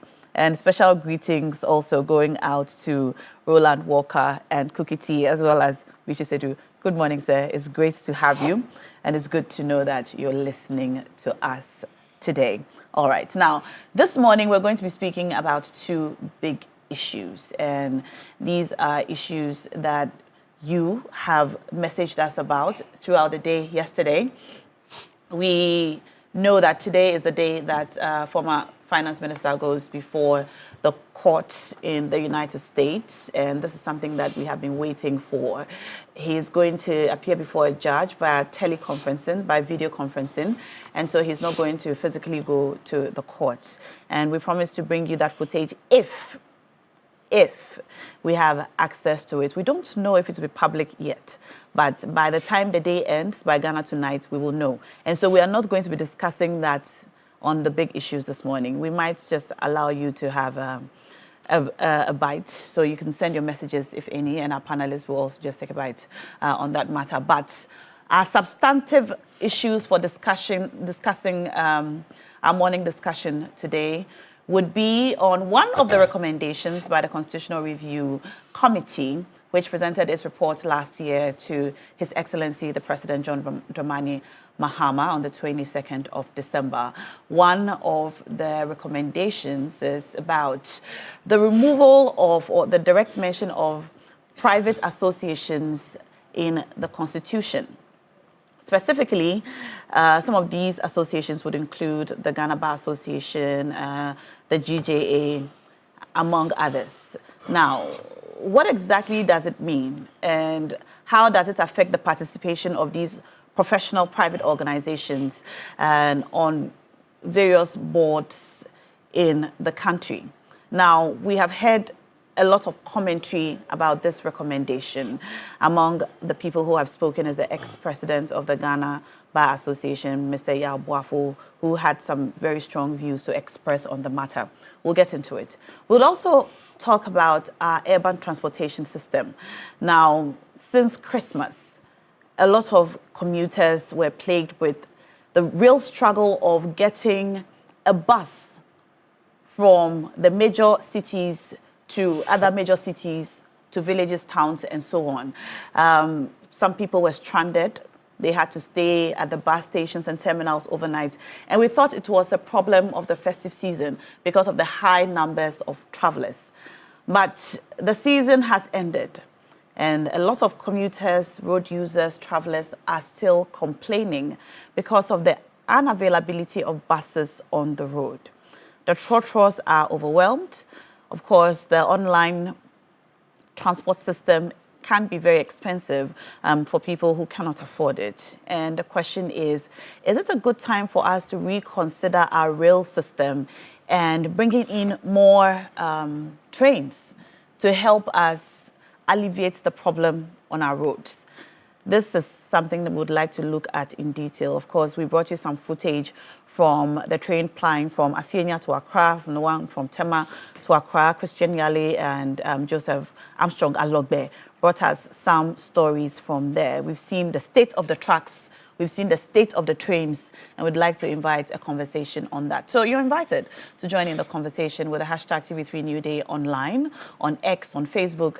We will read your messages as they come in. And if you're watching us live on Facebook, you know what to do. Just go under our live feed and you can leave your messages there. We'll read them as we go. But for now, we're joined in studio by our resident lawyer, Mr. Austin Bracco Powers. How are you doing? Oh, I'm doing good, Yohan.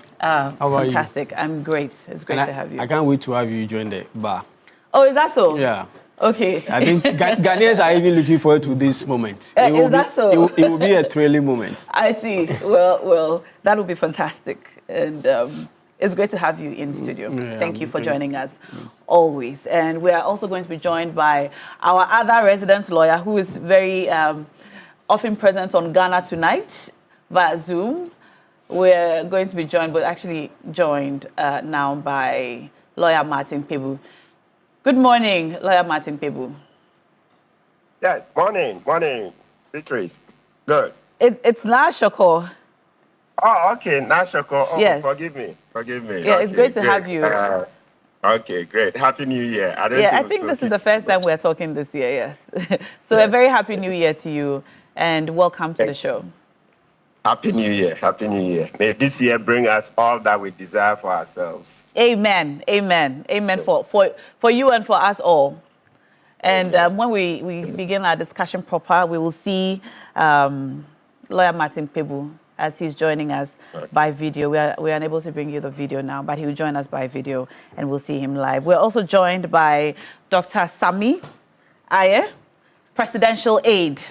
Happy New Year. Yeah, Happy New Year. This is the first time I'm seeing you this year, yes? For this year, yes. Happy New Year. Welcome to the show. Thank you very much. How are you doing?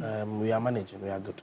You are managing? You are managing. Yes. You are managing. We are managing. We are good. I mean, there's a whole lot of... Let the rest of us say we are managing. There's but a whole you lot cannot of pressure. say that. It's a lot of pressure. pressure. Work and all that. So, but how is the presidency? Oh, yes, everything is fine. I think the president has put in place all necessary mechanisms to assuage the plight of the Ghanaian people.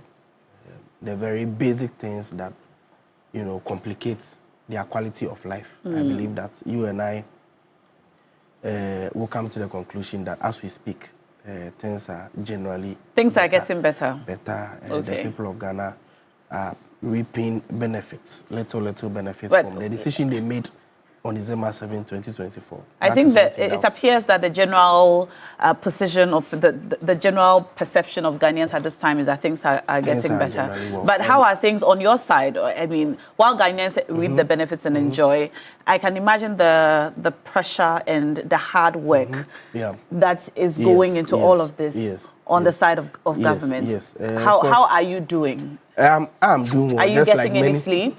I mean, considerably, it's fine. Considerably, it's fine. All right. We are all hoping that things will be even, more better. Okay. All right. Well, we continue to pray for you and the government. It's great to have you both. Now, we're going to begin our morning conversation, but I'd like us to just quickly take a bite on the matter of Ken Ofori-Atta appearing before a judge in the U.S. today. Initially, we heard and we understood that it was purely an immigration matter, but now we know that the FBI is involved, and so there are questions about what else there could be beyond his trouble in Ghana and the Attorney General working with the authorities in the USA to ensure that he is brought back home. Austin? No, personally, I don't think his meeting or his appearance in court has anything to do with the extradition process, which has been initiated, because I have maintained that it takes a while for that process to yield fruit. If you will notice, it was just recently that our ambassador in Victor US, Smith, yes, told us that the process for the extradition of Sadina Tamaklo, which was initiated in 2024, had just been activated by reason of her arrest by the U.S. Marshal. But they couldn't find her, or?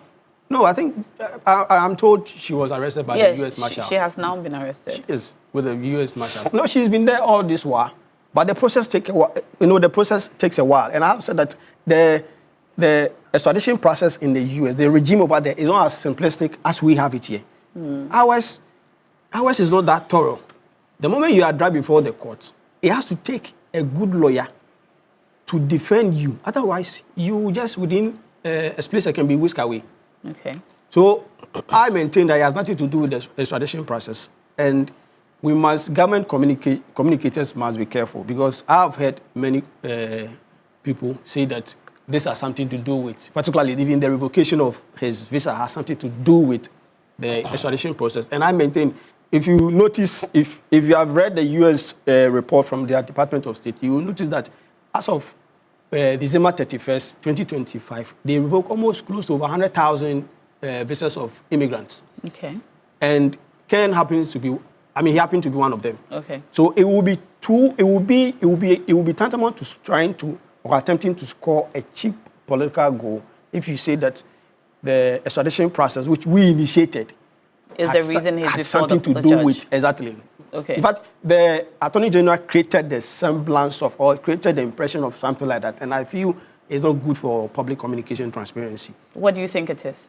I think it has nothing to do with it. But what is it has more to do with the U.S. policy to keep America safe. So by reason of that, when they feel that there are issues or issues with your processes, they will revoke it.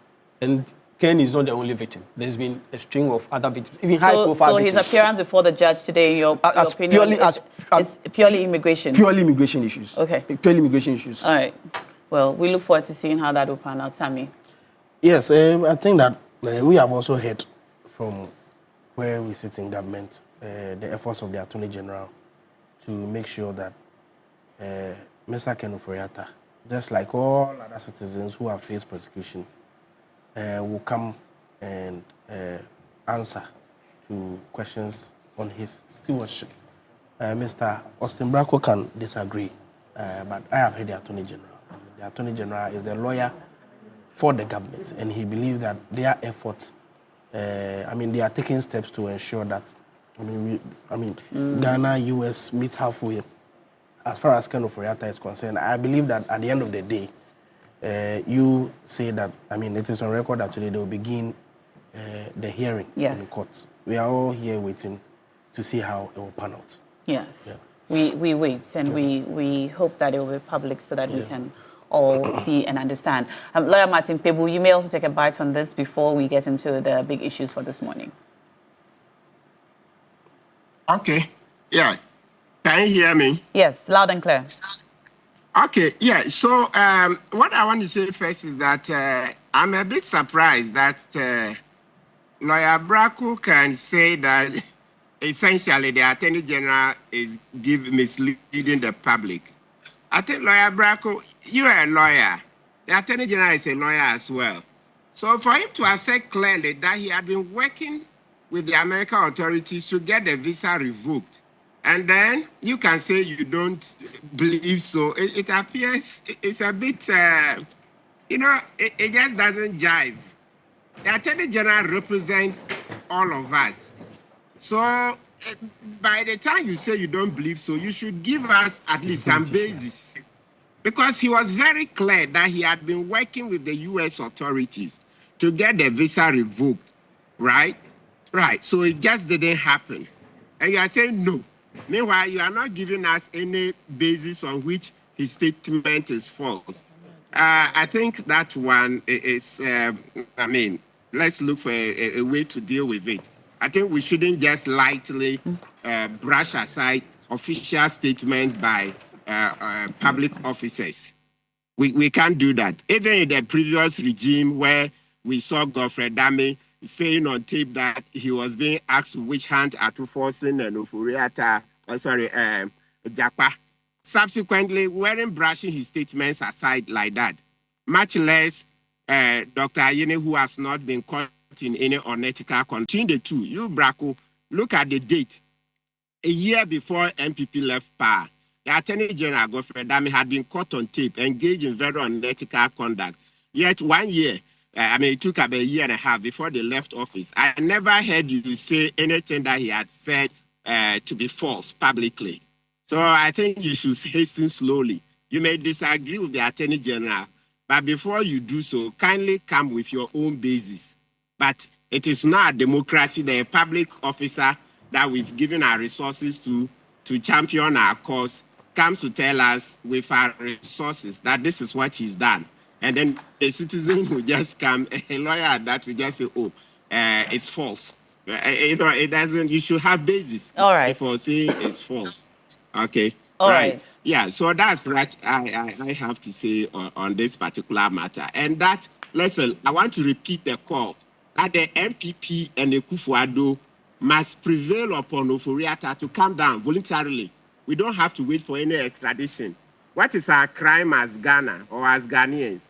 That we voted for them to come and administer this country. They got all the privileges, traveled all the best classes, enjoyed all the hotels, all the respect, everything, all the privileges for 8 years.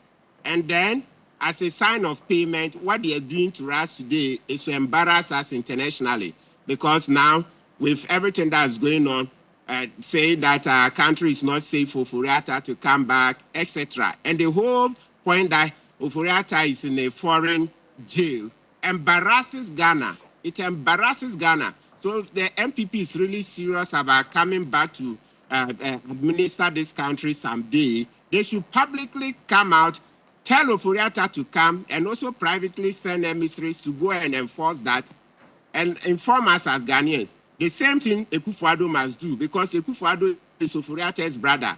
Look, Nashoko in Twi, okay, there is no word for cousin.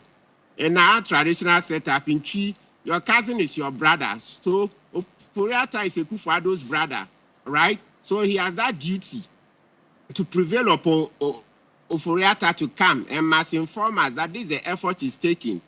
Then another salient point we must make is that I've heard some lawyers mixing up the issues about why Ofori-Atta has to come.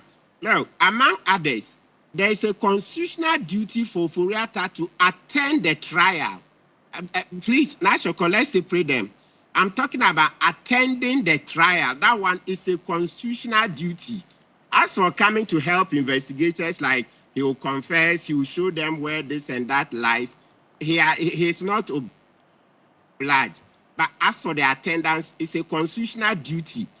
In Article 19, Clause 3, it says that the trial of an accused shall take place in his presence. Shall. It's a duty. That is a must. He must be there. Then he gives the exception, unless where he makes it impossible. So like he's being rowdy, as distracting the court, etc. And then like when he has absconded.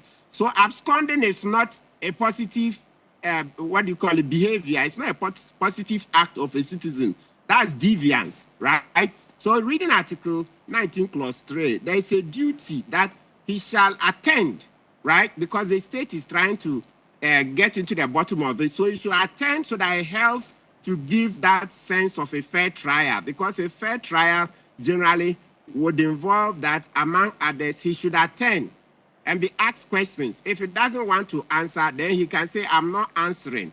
But so he has a duty. Martin, we've had other lawyers also say that it's not necessary for him to be present. In fact, we've had many lawyers say that he can be tried in absentia. He doesn't have to be present for this trial to take place. This is something we've heard repeatedly. Is this incorrect? Yes, that's what I'm saying. It's incorrect. So let me repeat. You see, what we are saying, there are different strands of obligations we are talking about. The one he doesn't owe an obligation is to tell the state that, oh, yes, I did this wrong. The evidence is here. It is there. Like the way sometimes you hear us say it loosely, he should come and help the state. No, it is the burden of the state to prove him guilty beyond reasonable doubt. That's the standard. Now, I understand. I know you are in training, but maybe I'll repeat for the lay persons. So it's beyond reasonable doubt. Prove the guilt of the accused beyond reasonable doubt. And that is the duty of the state, not the accused. If he wants to make things easy, he can confess, if only he did it. That's not what I've said. I'm talking about the trial. So you see, the Constitution says the trial shall be in the presence of the accused, and we are all citizens. So now the next thing, go to Article 12. You see that it says that, among others, companies in Ghana, organizations, state institutions, and natural persons shall respect. When you are respecting a law, it means obey it. So that Article 12 is part of the fundamental human rights, right? And a fair trial is part, Article 19 is part of the fundamental human rights. So Ofori-Atta has a duty to obey the law, respect the law, Article 12. Now, Shoko, you can pull it and read, right? So that we can refer to Article 41. That place where you see this office, it shall uphold this Constitution, uphold the Constitution. So when the Constitution says that for a criminal trial, right, the accused shall be present, Ofori-Atta must avail himself. Now, Shoko, let's repeat. We are not saying when he comes, even if he doesn't want to talk, he must talk. No. the trial. So he comes, he's in court. Oforiatta, did you do this? No comment. Or if he likes, you just keep quiet. He has the right not to open his mouth. Yes, but he should come. So the duty in the constitution is that he should attend he must attend the trial. As to whether he wants to talk, it's a different matter. So if he doesn't come, I'm sure would he be breaking any law? The American Express. Yes, he's breaking the constitution. That's the point I'm making. The constitution says that for a fair trial, one of the provisions for a fair trial is that his trial shall take place in his presence. Maybe we should pull it because of the, I'm not in the office, so I'm using my cell phone, so I cannot at the same time pull out the constitution. But please, you can let one of maybe Lawyer Bracco will have his constitution there. If Lawyer Bracco can read Article 19, Clause 3 for us. It says that the trial shall take place in the presence of the accused. That's the rule. To every rule, there's an exception. So the argument I'm making is that the rule is that he shall be present. The exception is that if he comes to court and is making noise, he's being rowdy, etc., and makes it impossible for the trial to continue, then in that case, he will be removed. And when he's removed, that one is contempt of court. They don't just remove you and say, go home, go. You'll be put in custody, right? Or if he absconds. But it also gives the opportunity for him, the trial to take place in his absence if he refuses to attend court. And in this... No. May I read 19.2 or 19.3? Did you say 19.3? Yes. 19.3, all right. The trial of a person charged with a criminal offense shall take place in his presence unless, A, he refuses to appear before the court for the trial to be conducted in his presence after he has been duly notified of the trial. So in this situation, he refuses to attend court after he has been duly notified. If, in this situation, if he refuses to attend, which appears to be the case now because he is not coming, and from all indications, he does not want to come for whatever reason. All right. Yes. So if 19.3 clause A, 19.3a says it will take place in his presence unless he refuses to attend court for the trial to take place in his presence, isn't that the situation that is prevailing now? And isn't that why other lawyers are asking for the trial to take place in his absence? Yes. All right. The trial will go on if he doesn't want to come. But I'm saying that the provision is saying that it shall take place, so we do it one by one. The rule is that it must take, that's the constitutional, it shall take place in his presence. If he refuses, it's not an opportunity, it's not a right they are giving him. If he refuses, it's deviance. He's deviating from the law. That's how come there are other laws. When he has refused, then we use force to go and bring him. All right. So if the refusal to attend was a right that he can exercise freely, and there will be no law on extradition. All right. And there will be no law on extradition. So it tells you that at all points we need him. So he must attend. So the people say he doesn't have an obligation to attend, they are dead wrong. Absolutely wrong. They've not read the Constitution well. It says he must attend. Article 12 says he must respect the Constitution. And the Constitution says that his trial in Article 19 says it must take place in his presence. And Article 41 says that as a citizen, he must defend and uphold the Constitution. So how do you uphold the Constitution when you are required to come to court and then you are somewhere refusing to come? You are breaching the Constitution. So please, let's then also let's assure him. I have said it that now, Shoko, I have gone to the Supreme Court on 3 different occasions. So you hear Pebu number 1 versus Attorney General number 1, Pebu number 2 versus Attorney General number 2, Pebu number 4 versus Attorney General number 4. They concern bail. I'm very passionate about bail. I will defend Oforiatta if he comes here and anybody tries to, breach his right to apply for bail if it's not sent to court within 48 hours. Because you hear lawyer Kofi Benton says, Oforiatta is scared that when he comes, he will just be locked up and then the key thrown away. No. Operator will be put before court within 48 hours. Nobody will make such an elementary mistake. Even if the papers are not ready, he will be put before the court, and then the judge will be told that, oh, we are left with this and this paper. We don't have this document. Then the judge will assess and decide. So we want to assure Oforiatta that the fact that we are saying he must be held accountable doesn't mean that we are saying he should be dealt with anyhow. No, it will be due process. And me, I'll be leading the charges to make sure. All right, Martin Pebu. All right, thank you for your submission on that. I was hoping it would be a short one, but thank you. We appreciate your input. We've been joined also in studio by Dr. Ramsey Inusa, our senior researcher, political researcher with the United Party, Director, Political Research, United Party. Let me put it properly. You're welcome to the show. Thank you, Na. Good morning. Good morning. To you, and good morning to my brothers on this Great platform. to have you. Dr. Aye, it's been a while. I've had the chance to sit with him on the platform. So Happy New Year to him. Happy New Year, my brother. And yeah, it's good. It's good to be here. Would you like to take a bite on the Oforiatta matter before we get into our conversation for the morning? Well, what I can say is that nobody is above accountability under the aegis of our Constitution and our laws. Ken Oforiatta was indeed our previous finance minister. He conducted himself in a contumacious manner that caused huge losses to the public purse. I do not know why he's running away from accountability.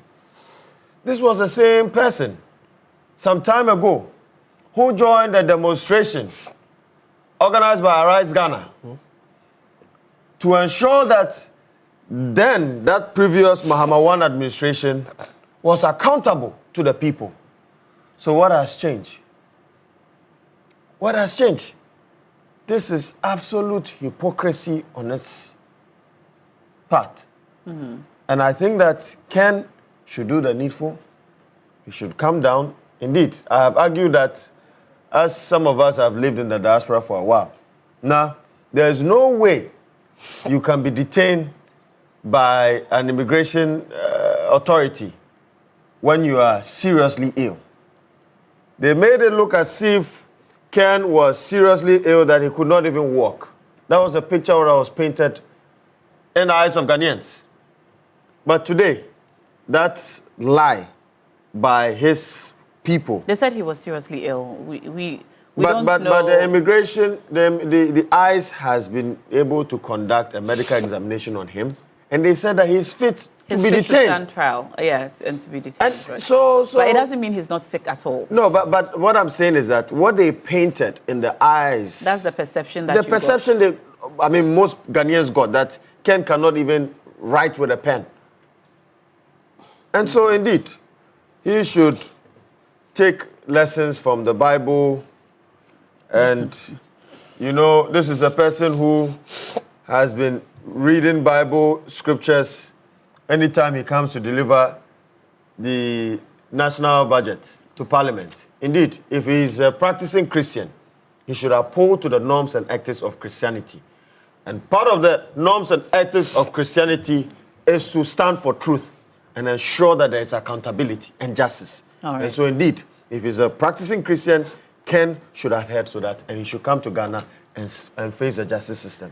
All right. I want us to go to the matter for today, but I see that quick one. Bracco Powers, you want to respond to what? Quick one. I think this is a public TV station or media organization, and a lot of people are watching and some are listening. So it's important sometimes we put matters in their proper perspective.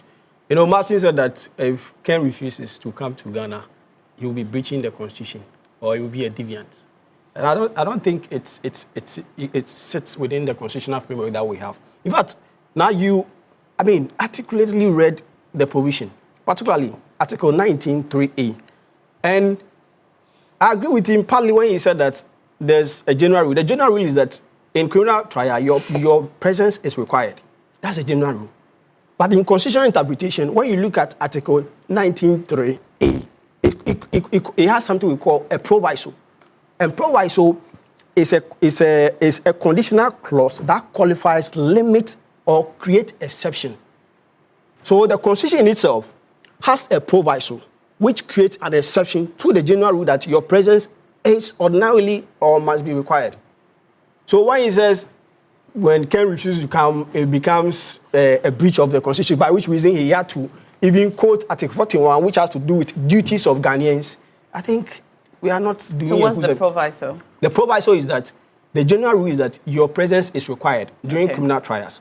But you read it. When you refuse to show up, the court will take it that you have declined to appear before any of the judge, by which reason the court can continue with the matter. So that's the proviso. The exception to the general rule. So it's a conditional clause that even though your presence is required, it is conditioned upon you refusing to show up. So if you refuse to show up, that means that if you refuse to show up, the court will then proceed to hear the matter in your absence. So we shouldn't, be creating for. So your presence is actually for your benefit. For your benefit, because everything must be done. If you refuse to show up, then it means that you have refused to enjoy the rights presented to you to be present at your trial. That is the thing. So it doesn't amount to a breach of the 1992 Constitution, because the Constitution itself has created the proviso, the conditional clause. If you don't show up, then we'll proceed. Okay. So it should not be elevated. So let's not create faults in the minds. So what you're saying basically is that Oforiatta's absence does not mean that he's breaching the Constitution or any law he has not breached by anything. being absent at his trial, if the trial should take place in his absence. No, he has not breached any law, because there is an exception, as you well read, and strictly under Article 19(3)(a). So let's be able to put the message out to Ghanaians properly. No, I also need a minute. You see, I don't think we should encourage a situation, a conversation like this. Imagine security officials or investigative agencies believe that somebody has significant levels of culpability or is a prime suspect in a matter. The person now decides to say that he has decided not to cooperate with security agencies, and nothing happens to the person. That's the conversation we want to encourage on this platform. I don't think that is. That's not the conversation we're having. That is the kind of conversation we're having. No. These are constitutional matters. You are doing politics on the matter. Hold on. You are doing politics on the matter. Let me make my point. That's not the conversation. When you were talking, I was quiet. No, you are doing politics on the matter. No, hold on. Let me make my point. You sat here on this platform and alleged that an attorney general who has so many years of experience in this country has lied to the country without adducing any evidence that indeed the Attorney General had not initiated any process in that regard. This is an Attorney General that sat on a platform and said that a former Attorney General of an American president, George Bush, you denied the Attorney General's involvement with the person. You understand the point? And I think that it is very disrespectful. No, but you should hold on. I didn't say he lied. No, hold on. You said that the Attorney General lied to the state. No, I didn't say he lied. He said that the Attorney General. Some of you communicators, you must be careful of the way you are doing politics. No, hold on. Did I say what did you say? You said that. Listen to me. If you didn't listen carefully, then I will repeat. You said that the Attorney General miscommunicated to the people. What do you mean by the Attorney General miscommunicates? When you yourself have not adduced any evidence to that effect, the Attorney General you have not even was read not in any Department of State report. That's why you are talking the way you are. Let me make You've not read it. Let me make my point. Sandra, you need to read before you come to such a program. This is a big No, it is very important. So what is his evidence? The Attorney General was not already engaging the U.S. even before the extradition process started. Did he adduce any evidence? No. Why would they and you did not even question him. You understand the point? Details. No, hold on. But you are saying you are on a national platform and you are making an allegation against the Attorney General of lying to the state without you producing. Even what has that got to do with the constitution? You understand? So I'm saying that what he said was not fair to the Attorney General. First of all, was not fair to the Attorney General. He must retract it. Secondly, like I said, we must not encourage a situation where people who are supposed to face accountability give all manner of excuses and hide behind the Constitution. Just like Mr. Martin Pebu said. So what's the use of extradition? If we can just sit here and say that the person has decided not to come, so trial must continue in absentia. That is the whole point I'm making. Okay. But your point is premised on your expectations. Yes. But then it appears from the constitutional provision we read that it is permissible because of that clause which says that it may take place in his absence if he refuses to attend trial for the trial to take place in his presence. So there is an exception there. The state also has all other avenue. Absolutely. Just like Mr. Martin Pebu intimated that. Yes. That is the reason why there's what you call extradition. Absolutely. So if the state believes so that I believe it is important that he comes for the trial, the state can, use force him to every come. other avenue for him to come. And it is not out of place. That point must be made clearly. All right. Yes. Absolutely. Well, thank you. Dr. Ayer, Bracco Powers, I know you want to respond, but I'm not going to let you do that now. That's fine. You may do so if we have a bit of time after we're done with discussing the matters that we have tabled to discuss this morning. So we'd like to go straight into the Professor H. Kwesi Prempeh's Constitution Review Committee's report, which they presented to the President, His Excellency John Dramani Mahama, on December 22nd. Now, we've gone through a lot of the recommendations that have been made in respect of the number of years a term of presidency would last, and so on. But today, we want to turn our attention to the call to delink some private organizations from the Constitution, the organizations which have been mentioned specifically, and that includes the Ghana Bar Association, the GJA, among others, in the various articles listed. So this particular recommendation, if you have the full report, you find it at 9.5, all right? 9.5, clause 9.5.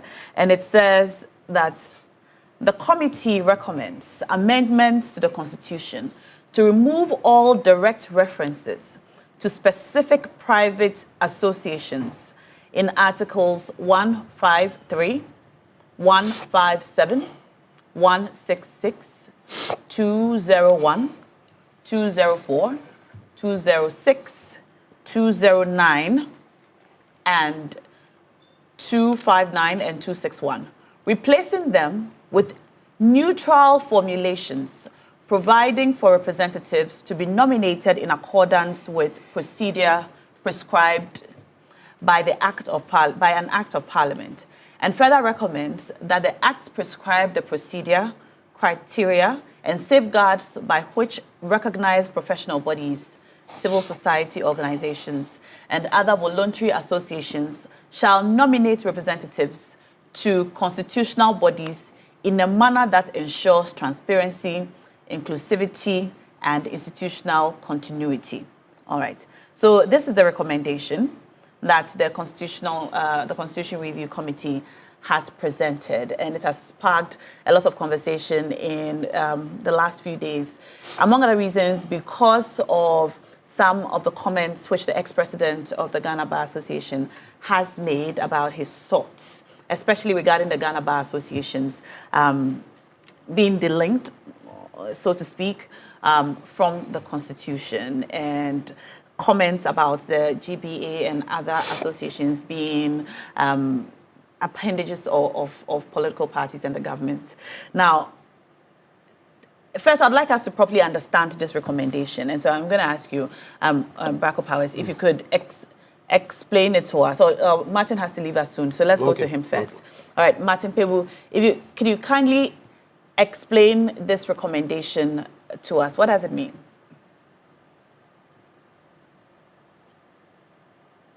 Martin Pebu, are you with us? Hello? Yes. Can you hear us? All right, it appears the connection is bad there, so I'll come back to you. Yes, Martin Pebu, can you hear us? Hello? Yes, we can hear you. Can you hear us? Yeah, the volume, let me see. Why is the volume gone down? Is it all right now? Can you hear me? Okay, while you fix that, we'll continue the conversation in studio and then we'll come back to you. Yes, all right. Now, I think we must, like you well pointed out, we must situate this recommendation within the right perspective. Now, the GBA, that's the Ghana Bar Association, and the Ghana Journalists Association, as well as other private professional bodies, found expression in the 1992 Constitution. Because at the time, they were the dominant professional bodies in those fields. There were no other opposing groups. So by reason of that, they have to be actually specifically and directly pronounced or mentioned in the Constitution to be part of certain key councils and bodies. So they've enjoyed some autonomy for well over 30 years. And now we have other competing groups, other professional groups springing up. So particularly when we talk about the Ghana Bar Association, we have the Law Society of Ghana. And I know there are plans to also establish other law societies. Is the Law Society of Ghana different from the Ghana Law Society? So actually, they are the same group. Okay. Yes, the Law Society of Ghana, I think they are the same group. Sometimes they tend to change the arrangement. Yes, but they are the same group. But I know there are plans to create other law societies. So we could possibly get maybe 4 or 5 law societies in the country, maybe in the coming days.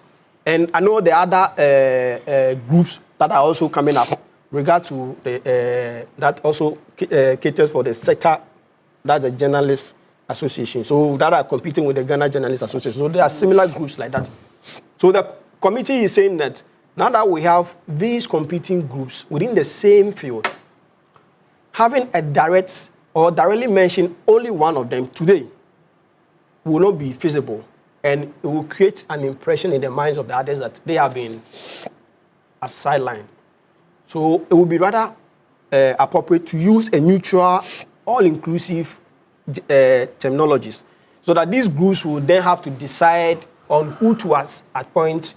It could be rotational. You mean the groups or the professions? So the professional groupings. Okay. So particularly in the field of law, the Law Society of Ghana, any other groups, and the Ghana Bar Association will have to decide on who to appoint to represent the field, the legal profession, subject to maybe renewal, or it could be subject to maybe rotation.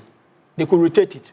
So that's what the committee is recommending, because now, because of the competing groups, and remember now, there's a case in court, Israel Tete versus the Attorney General, which included Israel Tete, Dafia Makpo, and the Law Society of Ghana versus the Attorney General and the Ghana Bar Association. There's a case before the Supreme Court. What is the case about? So they're asking the Supreme Court to construe the provision where where there have been specific and direct mention of the GBA to include the Law Society of Ghana and other. Is it the case that birthed this recommendation? And I think that is where the GBA, the ex-GBA boss, former president, wade into the conversation, where he said that it appears that conversations held on the fringes are finding favors within policy directions, or are trying to be used to direct policies. That is where he is coming from. From where I sit, I think this conversation did not start with this matter. It's been a long-running conversation. People have been saying that, and don't forget, the Law Society of Ghana was not established today. It's been necessary for some time. So there's been the conversation, ongoing conversation that let's widen the gate. And it was directly because of what people felt was an attempt by the GBA to oppose certain political class, particularly the National Democratic Congress, as against the opposition New Patriotic Party. They feel the GBA, the GBA as it is currently constituted, is more sympathetic towards the NPP than the NDC. So there are plans to make sure that at least there are competing groups so that will have divergent opinion. But now, let it be noted, the more I read the report of the committee, the more I disagree with their some of their recommendations. Okay. I mean, they've been, so sometimes you see inconsistencies, particularly with this recommendation. I agree that we must change the direct mention of the GBA. Yes, I agree. Okay. Honestly, I agree. I think because of don't forget, a constitution is a living organism. Mm-hmm. So at the time GBA and Co had direct mention, it was feasible at that time to do that. But today, it no longer holds currency. Today, because of the different groupings that we have, we need to give them the same voice. So there won't be as though this group has been favored against the other. So I think, on that note, I agree that we must have a neutral, all-inclusive terminology to cater for the other groups in the field. Okay. But on the other hand, I disagree at a point. That's where the inconsistency. For me, this whole constitutional review was anchored on the need to plow back some of the powers of the executive president. If you monitored... Where did you get that perception from? So now, if you monitored some of the papers submitted to the committee, okay, I've had opportunity to read some of them. Okay. Their suggestions and recommendations were to strip the executive president of some of the powers. Yeah. And we all agree on this table. I'm not sure anybody is under the illusion that the president is not the most powerful person here per the constitutional framework. The present constitution. In fact, there's an imbalance when it comes to the three arms of government because the president is way more powerful than the other arms of government. So the debate has been that let us create a constitutional balance. Let us take part of the government's, the powers of the president and create a balance so that they all feel and work within the same precinct. But this recommendation, in fact, goes against that latent objective. Why? Why? Because when you read particularly paragraph 8 of the recommendation, they are saying that on some of the boards like the Police Service Council, the Prison Service Council, and the Regional Prison Committee, the Regional Police Committee, where the GBA has direct representatives on these councils and committees, the appointment authority should be transferred to the president. It's like robbing Peter to pay Paul. So we are using the back door to arrogate more powers to the president. And I found that to be very inconsistent. Because looking at in fact, the thinking, the mind that went into the constitutional review, and even the people who wrote and submitted papers and recommendations, they were hoping that we would see some recommendations that would take some power, certain power from the president. But now you are using the back door to give the president more powers to appoint people where the appointment power had been invested in a professional body. Now I'm saying that to curtail some of these things. Did you say 0.8? Yes, it is 0.8. Yeah, 8.8. 8.89. 8.8. Okay. Yes. So now I am saying that in order to resolve this problem, I would rather recommend that we create a national professional bodies regulator. At the moment, it is the Registrar General that does it. And the Registrar General is inundated with a lot of work. Looking at the complex nature of professional groupings or groups in this country, we will need a national professional bodies regulator, an independent national professional bodies regulator, to cater to streamline activities of these groups and even ensure the appointment, particularly when it comes to if we're able to use neutral and inclusive terminology to replace the GBA, the GGA, and the others in the Constitution, we need an independent professional bodies regulator to help them to select a representative. I believe the provision is that, or the recommendation is that an act of parliament should provide the criteria and the process of selecting this representative. Yeah, so we can marry that point with the establishment of a national professional body so that the act of parliament will now give a national professional bodies regulator.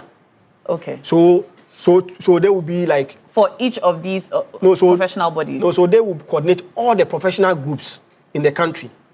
All the professional groups, the GJA, the GBA, the tax. And they will do what exactly for them? So they will streamline activities of these groupings. And now don't forget, these groups are becoming complex by the day.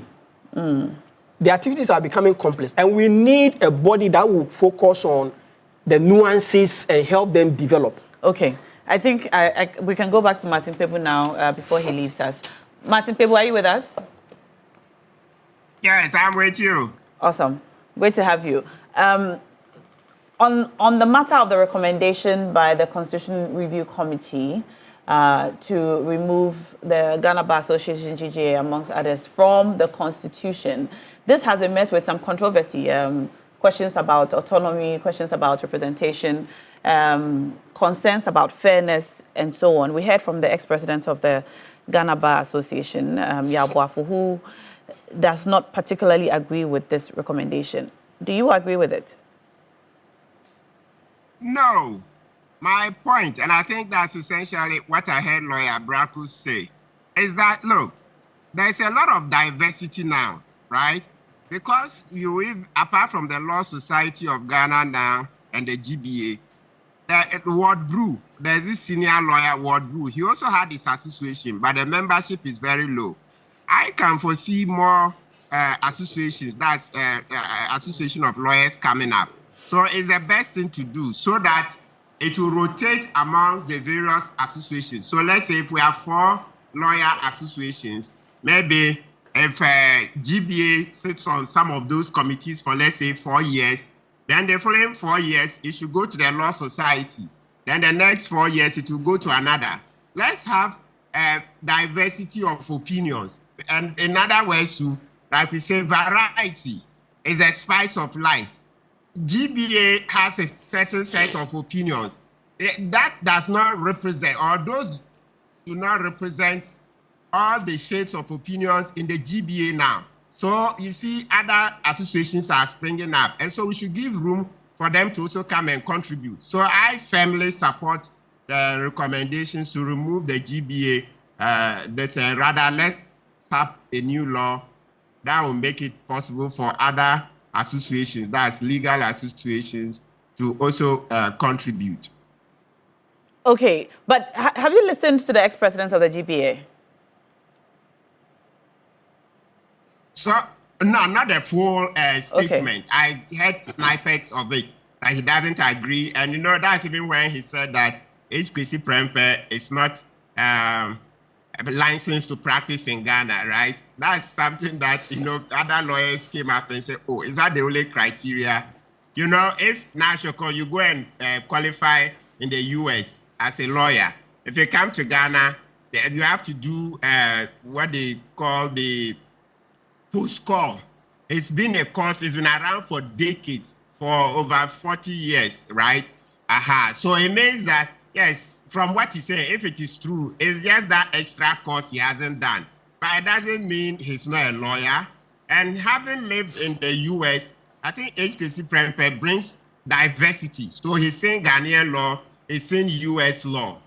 So that is not the main point on which we would say that he doesn't qualify to do the work. Let's concentrate on merits of it. Look, me saying this point now, I don't shy away that there are parts of it I've said I disagree with HPC Prempe, especially when it comes to publication of assets that are declared. I said no, the way he tackled, the committee tackled it in the report is too soft. Okay. Ghanaians are hearing that when a public officer declares his assets, there will be a publication online. So there will be a website where the information will be put out there. So that if now, Shoko, you have $2 million in your account and 20 houses, right? If you go and write that, no, your houses are 10.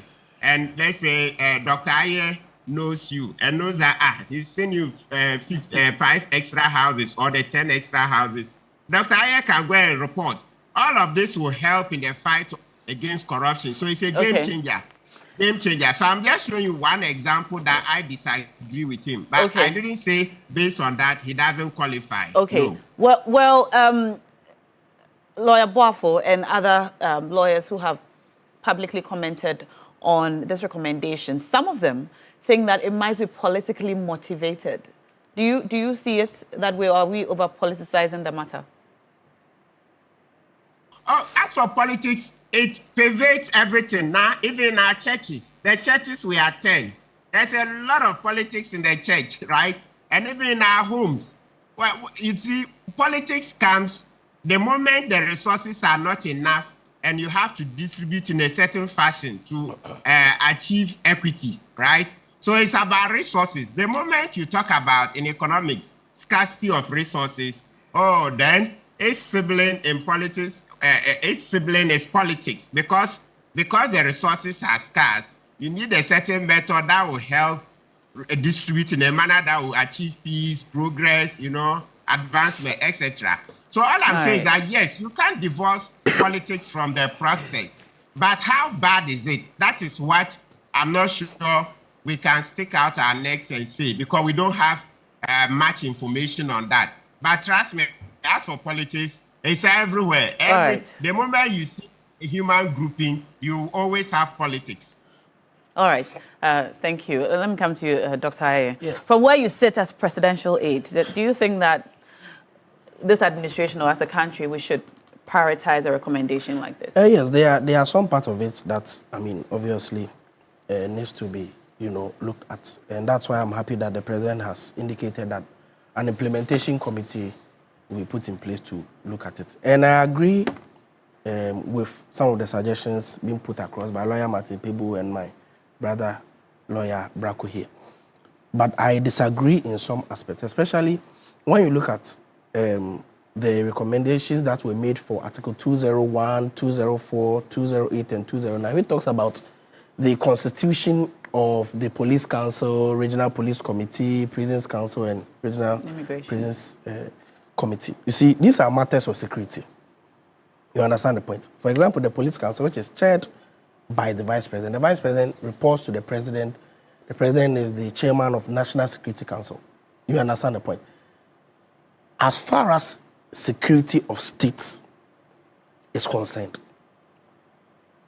the president must be given the liberty to work with people that he thinks or he believes he has confidence and have the necessary loyalty to the protection of state and what have you.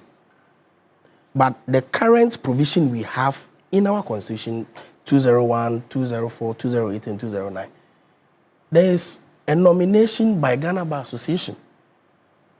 In my candid opinion, I believe that the president should be given the liberty to appoint those he believes can work with on a security council of that committee. We all know what has happened with the Ghana Bar Association over a period of time. What is that? You will all know that many people, and I believe there is no doubt about it, that the Ghana Bar Association, there's like senior members of our party have always communicated. They have tied their apron strings with the MPP, especially their leadership. Really? Yes, everybody knows that. The leadership of the Ghana Bar Association? Yes, almost for decades, our party have always intimated that it does appear that they have selective amnesia, selective criticism.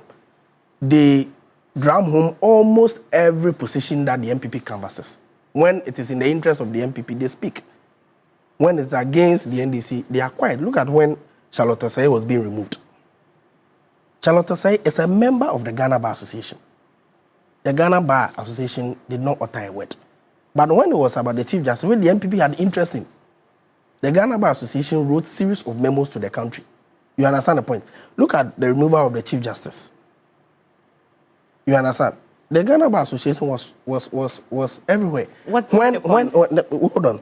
When about 4 communities were denied representation in this country, the Ghana Bar Association was quiet. There are several cases where the Ghana Bar Association has been quiet on serious matters of this nature. And so, imagine a situation where you have a Ghana Bar Association that clearly does not believe in an ideology of a certain political party. That political party is in government. That Ghana Bar Association is nominating somebody from their entity to work on a matter of security on such a committee. You understand? I think that there is difficulty. However, if in the wisdom of the framers of the Constitution, they believe that some of these security committees should have a legal representation, there are a number of entities in this country that can lend legal representation. The Attorney General's office has an avalanche of legal representation. There are so many, like my lawyer Bracco rightfully said, legal organizations that are springing up. That can happen. The provision of such a legal representation cannot be, limited to the Ghana Bar Association. You understand the point? So I think that as far as security is concerned, and that's why I'm very concerned about this matter. So when a president and vice president is on a committee, as far as security is concerned, he must have the liberty to select people. This current provision foists membership from the Ghana Bar Association on committees of this nature. And like I rightfully said, the Ghana Bar Association... I don't know. But your recommendation is that the president should nominate a representative. Yeah, and that's why... So you're not agreeing with the recommendation that the professional body, not the private organization, so the recommendation should go through a democratic process to nominate somebody. That is parts of some of the bodies. But for entities like Ghana Bar Association, the recommendation says that the president should be able to nominate a senior lawyer. It's not the Ghana Bar Association alone that can nominate a senior lawyer at the bar. The president has an avalanche of senior lawyers in this country that he can appoint. You understand? So we should give the president more appointment powers. For security matters, I certainly agree with the recommendations of the Constitutional Review Committee, and that is the point I want to put across. Doc, Dr. Inusa, I'll come back to you. This issue discussed on this table is coupled with politics, governance issues, and indeed some legal issues. But I stand with governance and legal reforms. Indeed, it is quite clear that the Ghana Bar Association over the years has acted in a way in which, vindicates some suspicion or allegations that they are aligned to a certain political party. It is double standard and is hypocritical not to come out to speak on issues of human rights abuse when indeed what Dr. Ayi posited this morning, that a community was denied a fair representation in Parliament. We didn't hear anything from the GBA, right? When indeed our Press Freedom Index was the worst in 18 years. When certain political actors posted the image of a certain journalist, and then days or weeks after this person was murdered, we didn't hear anything from the Ghana Bar Association. And so clearly, it suggests that there is something wrong here. And if indeed this body has been stipulated in our constitution and given certain mandates and certain privileges, then it is quite worrying. And so I like the idea that my brother Barack Obama has posited, that there should be a National Professional Bodies Regulatory Authority. That is indeed very important. But beyond that, I think that the Council of State under Article 89 has outlived its mandate. It is a lame duck. Were there any recommendations on the Council of State? And it should be scrapped. Yeah, there were. The Council of State should be scrapped. And I'm linking this to the Council of State, this point, that the matters of appointments by the executive is something that we have really looked at thoroughly as a party. And we believe that going forward, we need to minimize the powers of the executive to ensure that there is some form of balance when it comes to the various arms of government. And I believe that in place of our current unicameral parliamentary system, Ghana ought to transition into a bicameral parliamentary system. Before you move on to the parliamentary system, which parts of the executive exactly are you concerned about? The executive. Which the powers of the president to appoint, the recommendation to appoint certain members of the GBA to various commissions and committees. So you disagree with Dr. Ayi? Yes, I definitely disagree with Dr. Ayi. Okay, let's come to Parliament. Yes. So I'm saying that we currently run a unicameral parliamentary system. In the wisdom of the Great Transformational Plan proposed by the United Party, we believe that Ghana should transform its parliamentary structure into a bicameral parliamentary system and create a second chamber in place of the Council of State. So we should abolish or amend Article 89 and ensure that in place of the Council of State, we have a second chamber. What would the second chamber do? This second chamber would appoint heads of various independent constitutional bodies and commissions and committees, including that posited by the Constitutional Review Committee, as suggesting that they have to scrap the membership of the GBA from certain commissions and committees. For example, the Land Commission has a representative from the Ghana Bar Association, right? The Regional Police Security Architecture has a representation from the Ghana Bar Association. We believe that all these sensitive appointments should be done by a second chamber. Now, this second chamber should be made up of non-state actors and non-political actors. This is very important to balance the polarization of partisan politics in our country. And to mitigate... actors, I understand. Non-political. Non-political. Non-political as in people who have not publicly declared their political position. Absolutely. Or people who are not political. People who are not political or not seen to be political. People? Well, everybody, one way or the other, has his own biases. Mm-hmm. We agree to that. But you should not be seen to be political. How does that change your position? What I'm saying is that now, this second chamber, or your concern is about the impression? No, not only impression, but I mean the principle of such idea in ensuring that we mitigate the effects of partisan politics, or we create a buffer, because it's been too many as a country.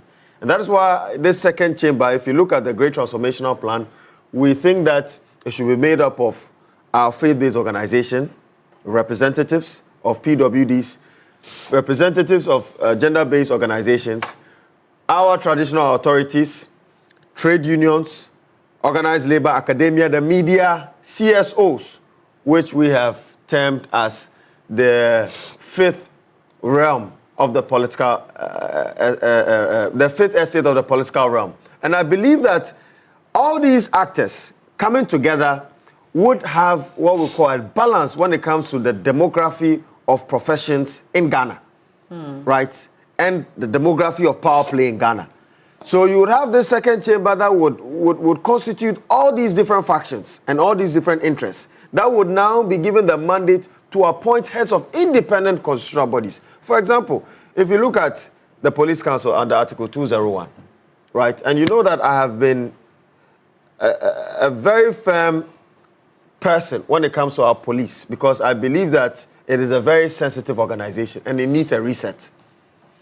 How did COP ONU get an extension by the executive post-retirement, whilst there were other competent commissioners in the Ghana Police Service who could have upheld to that position and contribute to the development of the police? And from what I'm hearing, and I hear a lot of rumors around that, it is a deliberate attempt to retire certain police commissioners so that a certain favored commissioner would get appointed in the next, after his appointment. This is what I'm hearing. But we would need to go deep and investigate. This is what I'm hearing. So that's a rumor? It's a rumor. That's what I'm saying, that we need to investigate that rumor. Just to put it out there, that's just a rumor. No, but that's what I'm saying, that this is what I'm hearing. Okay. So it's not it's mere conjecture. It's not a fact. Okay. But in Ghana, anything can happen. So I believe that in trying to mitigate and relegate the issues of partisan politics or suspicion of partisan politics, these are the credible recommendations we have for the Constitution going forward. And I believe that the position of the UP stands tall. Does the UP get the opportunity to make some of these recommendations to the Constitution Review Committee? Did that. We submitted our Great Transformational Plan. Okay. We submitted documents to that effect. But I'm surprised and I'm so disappointed that such credible recommendation was not. Were any of your recommendations adopted? Some of them were adopted. And I believe that now, look, in going forward, because Ghana has been so polarized with partisan politics. And that's why lawyer Matipebu has intimated this morning that even in our churches, there's politics. There's politics everywhere. Right. Okay. Even bedroom. Politics everywhere. Even bedroom. Yes. All wow. Right. Political science will tell you that. Let's keep the matters of our bedrooms. Political science will tell you. Now, in political science, they tell you that there's politics everywhere. Why are you running away from that? Why are you running away from? Let's back to the matter. Back to powers. When Dr. Aye was speaking about the powers of the president, you spoke about the need to limit the powers of the president to attempt, appoint certain people to certain key areas. Now, his point is on institutions of security, which require the president's absolute trust. And so he thinks that this recommendation sits well with the work of the president and the trust he will have with the people he works with. I think it's so simplistic to put it that way. Is it? Yeah, it's simplistic. Because why? Those who drafted the 1990 Constitution, didn't they know that the police service council and the prison service council have something to do with national security? They did. But in their mind, they thought that this would be a perfect opportunity to have somebody with the legal background in the midst of these committee members or council members to help them. Don't forget, matters of security also borders on matters of, in fact, the borders on legal issues. But now let me say this: the GBA, as has been put out there, has not fared that bad. Has not fared that badly. Okay. Has not fared that badly. They say that they do the bidding of the NPP. Is that correct? The question is that the case? Is Well, a GBA? He put out an example. Yes. That suggests his point. Now, the example of the EC boss versus the Chief the matter of Justice. Sal and their absence from Parliament, a representative from Parliament, and other things. Now, mere coincidence. Doc is not the first person to be talking about the charlatans. Don't forget, when the Attorney General had the opportunity to address the GBA conference in WA, he put out some of these things. Is this a mere coincidence? Nah. Why do we select a string of incidents to justify and conclude that the GBA has been selective or has been defending the new opposition New Patriotic Party? I don't think that the GBA, as it is currently constituted, is a voice of the NPP. The GBA has actually had an NDC. They've had a string of precedent. Exactly. They've had different leaders. Publicly, Neosai. I don't really.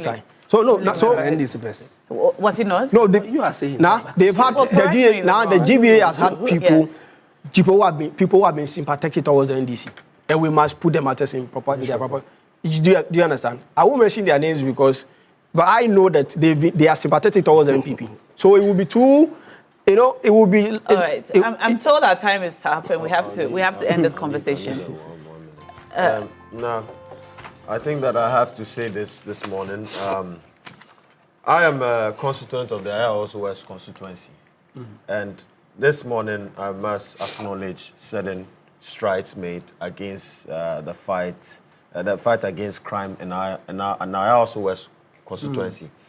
DSP Georgina Sabi and her crime officer ASP Vivian Ose Owusu Amposa, who are the two leading figures in the Kotobabi District Police Station, have been able to foil certain robbery attacks in the constituency. Foil? Yes. Or foil? Foil. Okay. Sorry. Foil certain robbery attacks in the Ayahuasca West constituency. Okay. And indeed, today as I speak to you, one of the most wanted and dangerous criminals has been apprehended. Oh. And thanks to this credible leadership, and they are all women. So indeed, there's hope when it comes to women leadership in the police service. And we must commend them. I'm happy to hear you commend the Ghana Police Service. Most of the work is done by the district and then the divisional police officers. But unfortunately, they do not have the privilege of hiring bloggers to follow them to showcase their jobs. But they have me. So I've commended them this morning. And we need to support such credible officers. I'm happy to hear you comment the Ghana Police Service. Oh, I have no beef with that. Because of your many submissions over the last few weeks about the Ghana Police Service. I still maintain my position that for security appointments, the president should have the opportunity to appoint people he thinks he believes in, and people whose loyalty to him are certainly to not him enough. or to the country. To him, he represents the country. To him, he's the chairman of the National Security Council. There's nothing wrong, absolutely not wrong with it. You cannot go and sit on a security committee. Security decisions are making, such decisions have implications for the national security of states. And the provision of legal background or legal information cannot only be limited to Ghana Bar Association. Just like lawyer Branko Powers rightfully said, there are a lot of sprouting, legal unions and legal entities coming. When they were writing the constitution, they didn't know that in many years to come, there will be more legal entities apart from Ghana Bar Association. But they put it there. But that's why we've done the recommendations. And the recommendation says that the president should have the opportunity to appoint and remove GBA. Appoint a senior lawyer onto such security committees or security entities. And I completely agree with that, because over the years, we do not think that the leadership of Ghana Bar Association have been patriotic to this country. In fact, almost every independent person makes the point that the Ghana Bar Association, I mean, they are certainly not patriotic. They are sword is no, not. you can't say that. It's true. You can't say that. I can say it from what? No. From what I have said. Almost every person. No. I'm saying that any objective person that comments on the conduct of the Ghana Bar Association knows that the leadership of the Ghana Bar have not been honest. You have an NDC Lawyers Association, right? Yes. Many of whom are members of the Ghana Bar Association. In fact, the NDC lawyers themselves have said that there is a case in court. But they are members of the Ghana Bar Association, are they not? So I'm saying that the point I'm making is that the leadership, they are the ones that recommend people onto security boards. So if they think that. Thank you, Dr. You understand? But the leadership is from within them. I'm saying that they are members of the Ghana Bar Association. They have been forced to be members of it. Who forced them? By lawyer Braku knows. Is this compulsory to be a member of the Ghana Bar? If you're a lawyer, you have to be a member of the bar. I think in the beginning, yes, but you can decide. Yes, you can decide to opt out later. But if you're a lawyer in Ghana, you have to be part of Ghana Bar. No, because of the structure. So even if you are a member, hold on now. Even if you are a member and you do not even believe in what your leadership is doing, you are forced to still do it. I think you understand that's the point. Structurally, it's because of the setup, but it need not be the case. So is it currently compulsory? So currently, when you are called to the bar, it is the GBA that does most of the activities. So you automatically become a member of the GBA. Okay, so it's compulsory. Yes. All right. Yes, what I'm saying is true. Okay, all right. All right, Doc Aya, thank you so much, Presidential Aide. Thank you, Dr. Inusa, Director, Political Research, United Party, Lawyer Braco Powers. Thank you so much, private legal practitioner, and also Lawyer Martin Pebu, private legal practitioner. I'm sorry I could not read a lot of your messages and we could not touch on the transportation issue. However, in our subsequent conversations, we have more to bring you on the railway system. We started this morning on TV3 Newday, and colleague journalists, Armstrong Alogbe Gold, Christian Yale, among others, are visiting the various rail facilities that we have in the country, from Afienya to Sekondi to Tema, to let you know exactly the state of our railways, our trains, and inviting a conversation on us as a country, considering the rail system as an alternative to the buses and trotros, and to help reduce the pressure on our current urban transport systems, which is clearly deficient in many ways. All right, now, if you want to look smart, fashionable, and nice, visit any Woodin boutique nationwide today. Woodin offers an amazing collection of authentic African fabrics and ready-to-wear that come in beautiful designs and colors for men and women. With Woodin, you can get very creative and versatile with your designs. Be confident, show off how truly African you are in Woodin. Go to Woodin Boutique anywhere near you today and choose from a variety of trendy products to complement your unique style. Follow Woodin Fashion on Facebook, Instagram, at Woodin Fashion, and on TikTok at Woodin_fashion. Woodin Le Creator. Stay tuned. We'll bring you so much more on TV3 Newday in the next hour.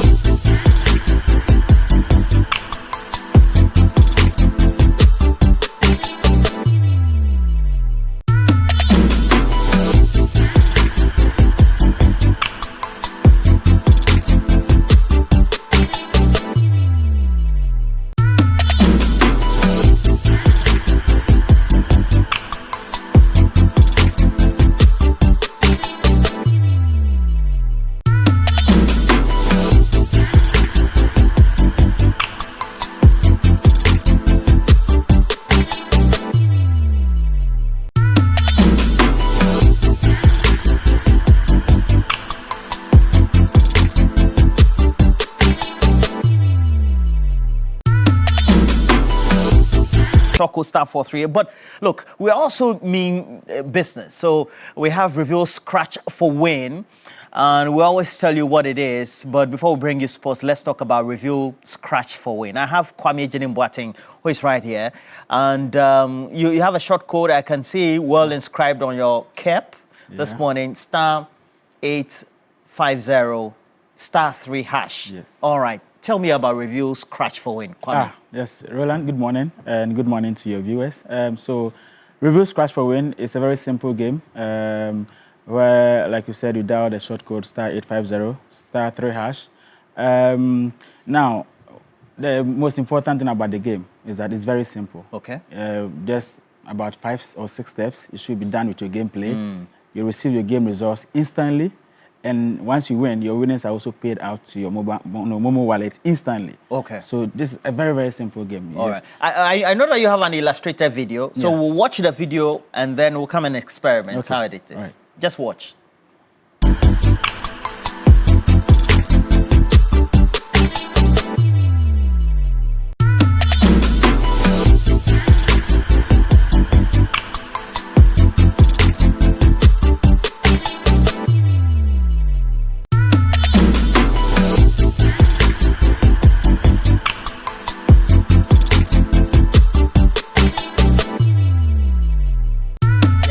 Another Caritas platform. Yeah. So if I want to stake, what do I do? Okay, all right. So what you need, one, it works on all networks. So Vodafone, Telecel, Airtel, Tigo. You need a functional phone. A functional, like this one? This one is even too expensive. Okay. But on any phone, on the phone, so from YAM, exactly. Whether any phone, YAM or sophisticated. Yes, yes. Or even on your tablet, you can play on your PC. You dial the short code star 850 star 3 hash. Star 3 hash. Yes. Hash. Star 850 star 3 hash. Okay. Yes. Should I dial it? Yes, dial it. I'm dialing it. So once you dial, you see a welcome screen. And so I see welcome to Review Scratch for Win. Yes. It gives you the options. 1, you play game. 2, previous results. 3, retrieve OTP code. Yes. Okay. So we select 1. Okay. That's where the game is. Okay. So I've selected 1. Yes. So you have 8 options. These are the I see stake card amounts. 1 up to 8. Yes. So these are the stake amounts from 5 cedis up to 2,000 Ghana cedi. All right. Now, the bigger your stake, the higher your chances of winning big. Okay. Then I'm staking 100. Yes, exactly. I'm also staking 50. Be careful. You are the owner of them. Yes, I'm staking 50 cedi. Because your dependents are many. So. Plenty. Yes, yes. Okay. You're right. So I see another one. It said card type, select your lucky scratch card. Then it says I should go again. Yes. So every amount you select, right? You have selected 5 lucky cards. Okay. So this is where you make your choice. Okay. All right. So you select your lucky card let me number. go to 5. Yes. So I select card number 1. Okay. Yes. It says, okay. All right. Yes.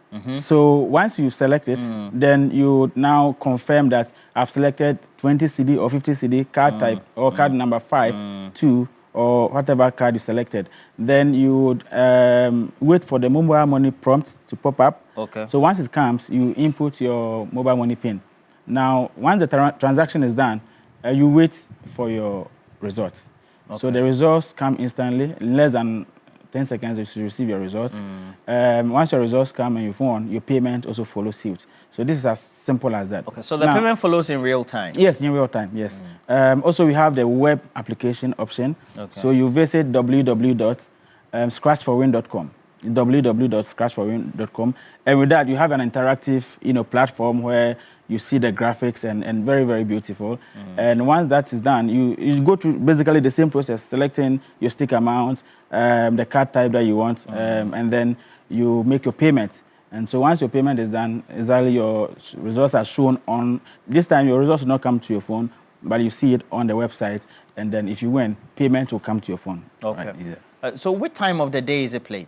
Yes. So this game is made such a way that it can be played any time of the day. We don't close the game. Unlike the other ones that it runs exactly 24/7. Okay. Right. It's not raffle based. It's not a draw based one. So once you pick up your phone at midnight, after praying, you can pick up your phone and play.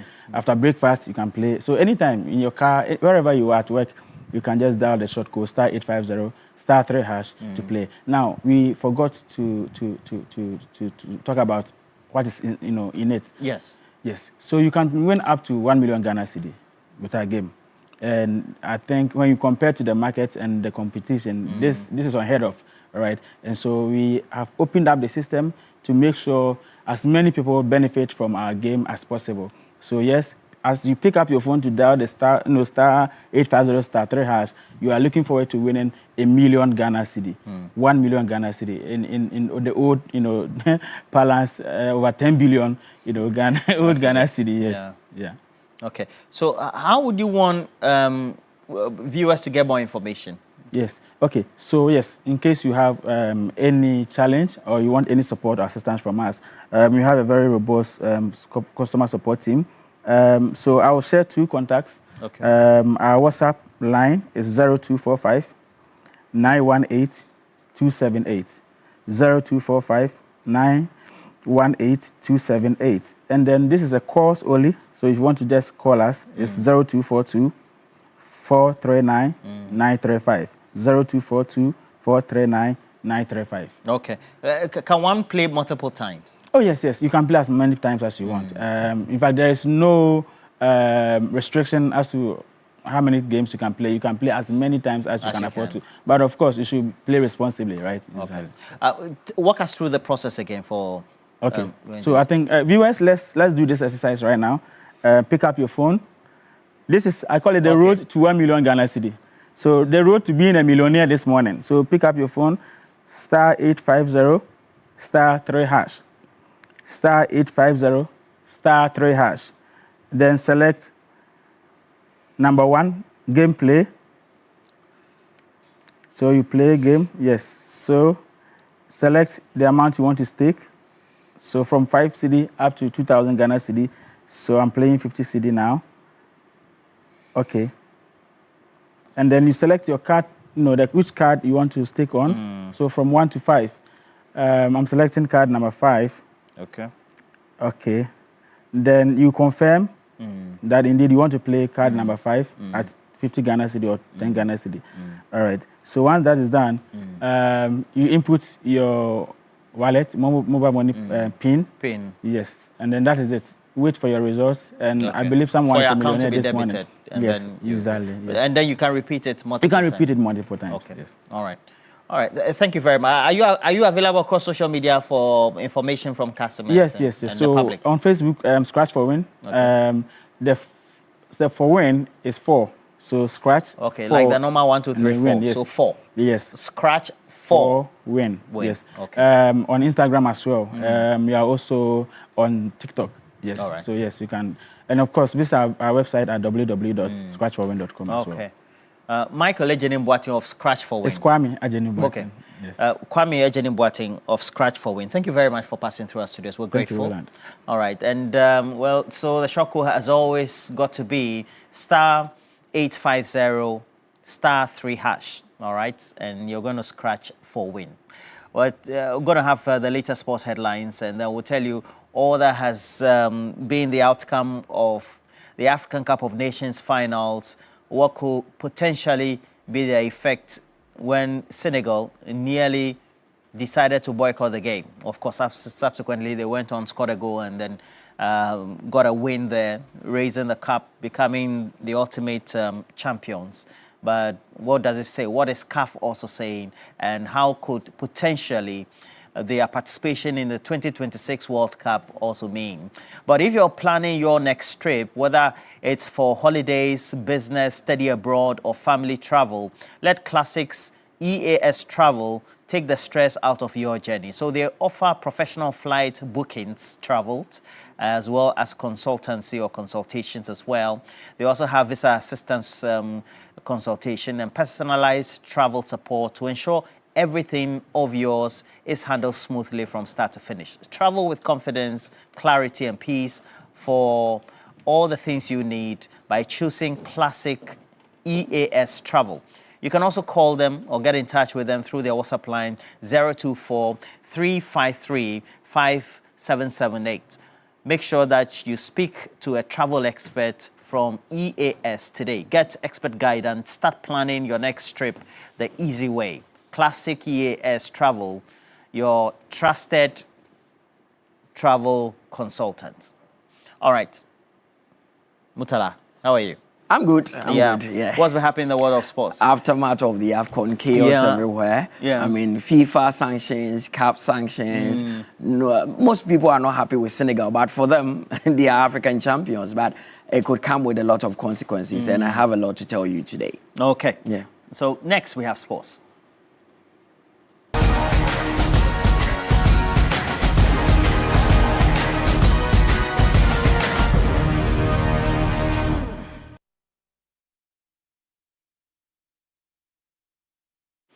Mutala, what is it? Is it a ban? Well, what is CAF imposing? Something is looming. I mean, first off, the FIFA president, Gianni Infantino, was at the venue in Rabat, and he has condemned the attitude of the Senegalese team. He says that this is unacceptable. And he stated emphatically that CAF should take disciplinary measures against Senegal to prevent future occurrences. So CAF has also issued a statement that he has submitted the videos, the footages of what happened to the appropriate bodies. They are reviewing it, and there could be something looming for Senegal. What we are hearing is that the head coach, Papi Thiaw, could be in a lot of trouble because he was the main man who orchestrated this. He told the players to go back into the dressing room, and the hero in here is Sadio Mane, because after speaking to Claude Leroy, then he called the players back onto the pitch, because Claude Leroy told him clearly that anything could happen, just play on, and eventually they won. And not just him, we are hearing that about 6 or 7 players from the Senegalese team could be banned, and that would affect them in the 2026 World Cup. Imagine having the likes of Sadio Mane not at the World Cup. It's going to affect them greatly. Okay. So we're going to have individual players who could face bans or sanctions. Of course. And then the general team And then the general team. And then the FA? The Senegalese FA could also find themselves in serious trouble. Okay. So let's look at the permutations then, in terms of what the football rules are saying, whether for CAF or for FIFA as well.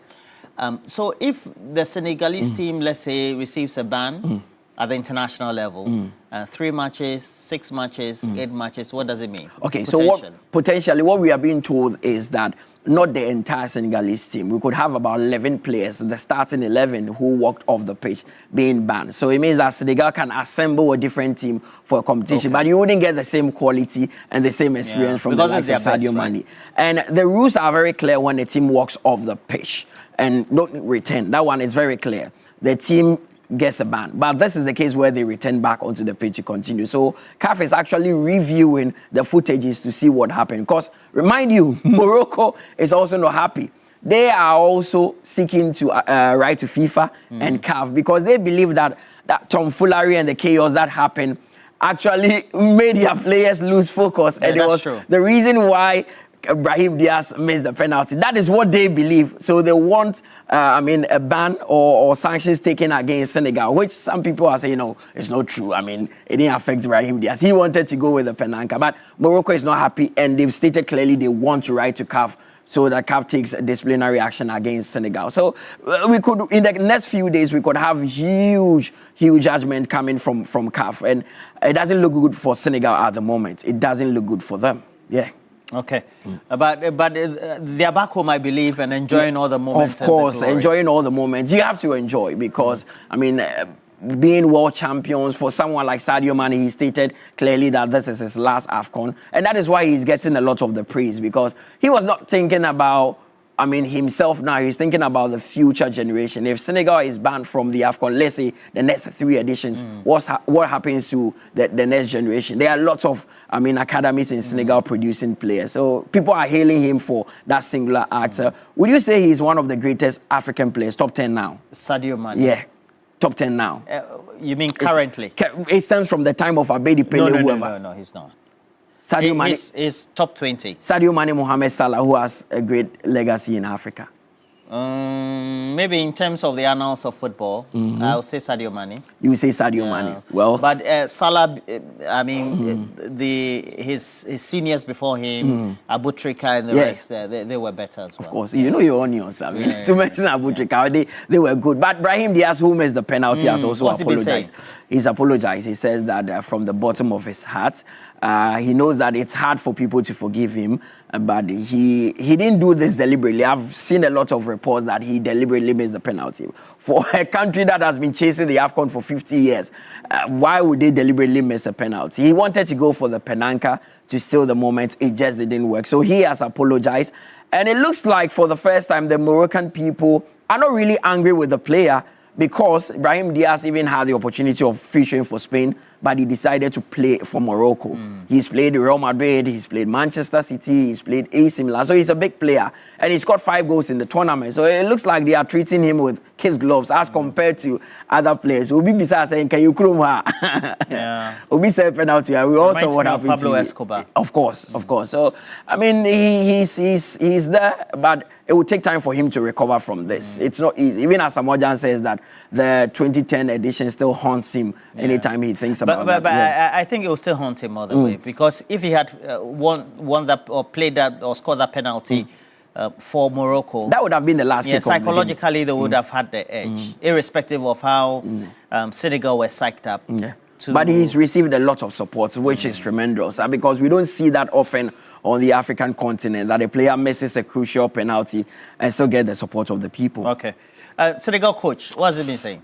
He's also apologized, because he says that he was the one that told the players to go back into the dressing room. He says that he was caught up in the heat of the moment and he didn't really think about the decision before telling or ordering the players to go back. So he's apologized, but that will not actually exonerate him from any sanction or ban from CAF. He will still find himself in a very difficult or tight situation. And as CAF has opened that disciplinary committee to look into the matter, Papi Thiaw could be in a lot of trouble. We are hearing that he could miss the World Cup if only he's given a ban.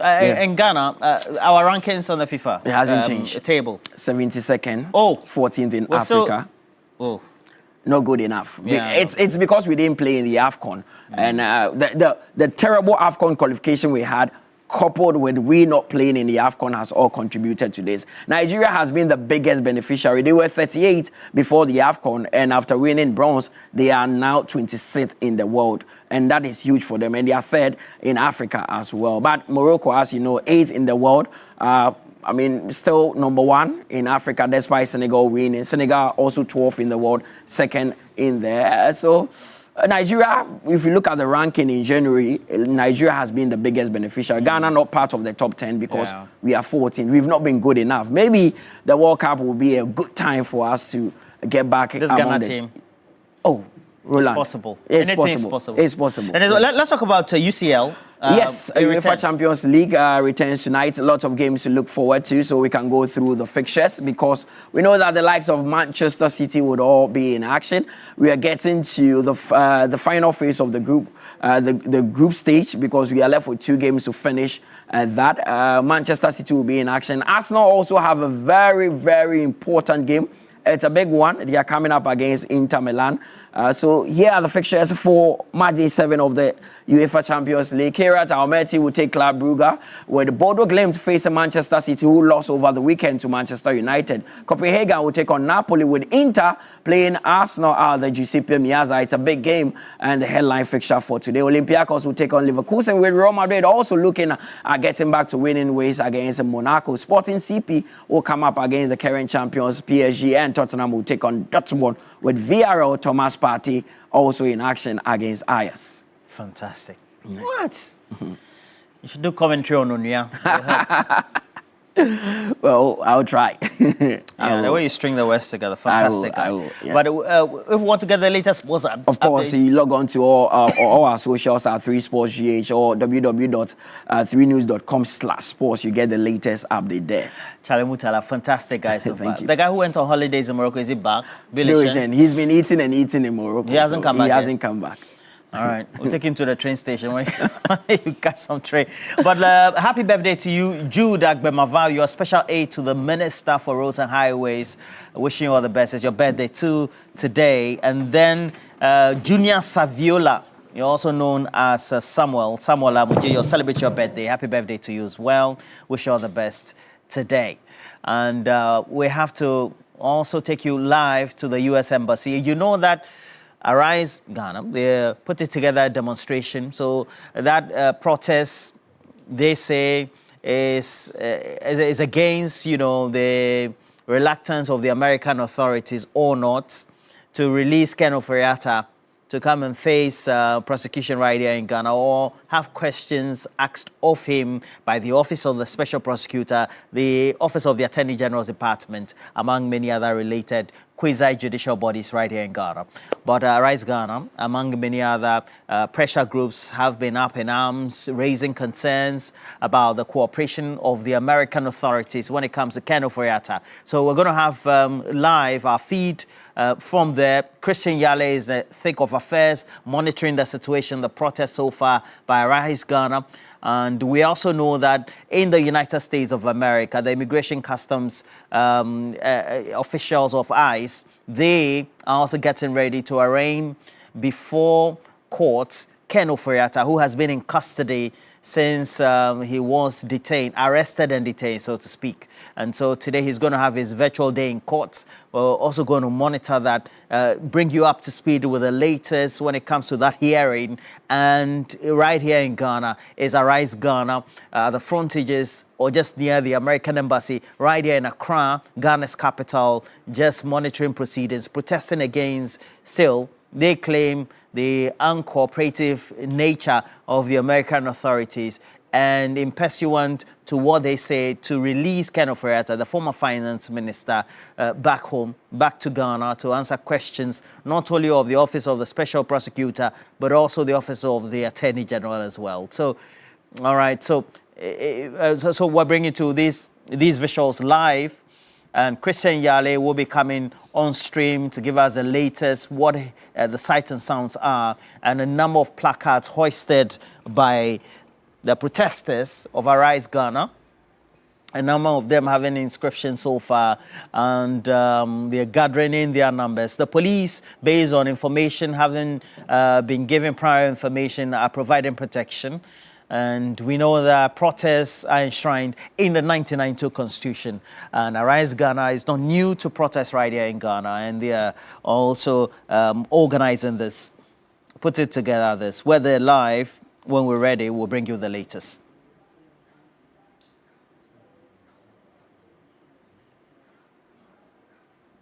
Christian Yale will be on in a moment. In the meantime, please make sure that you touch base with us. We're across social media, streaming live. We're talking TV3 Ghana, not only on Facebook, but also X, formerly Twitter, and then YouTube and the rest of the social media platforms as well. But you can also get the latest live updates on 3news.com on this. And Christian Yale, what can you tell us? Who is there? I can see a lot more of the media assigned to this event, but how has it been so far? Christian Yale. Christian Yale. Christian Yale. We're taking a break. We'll be right back.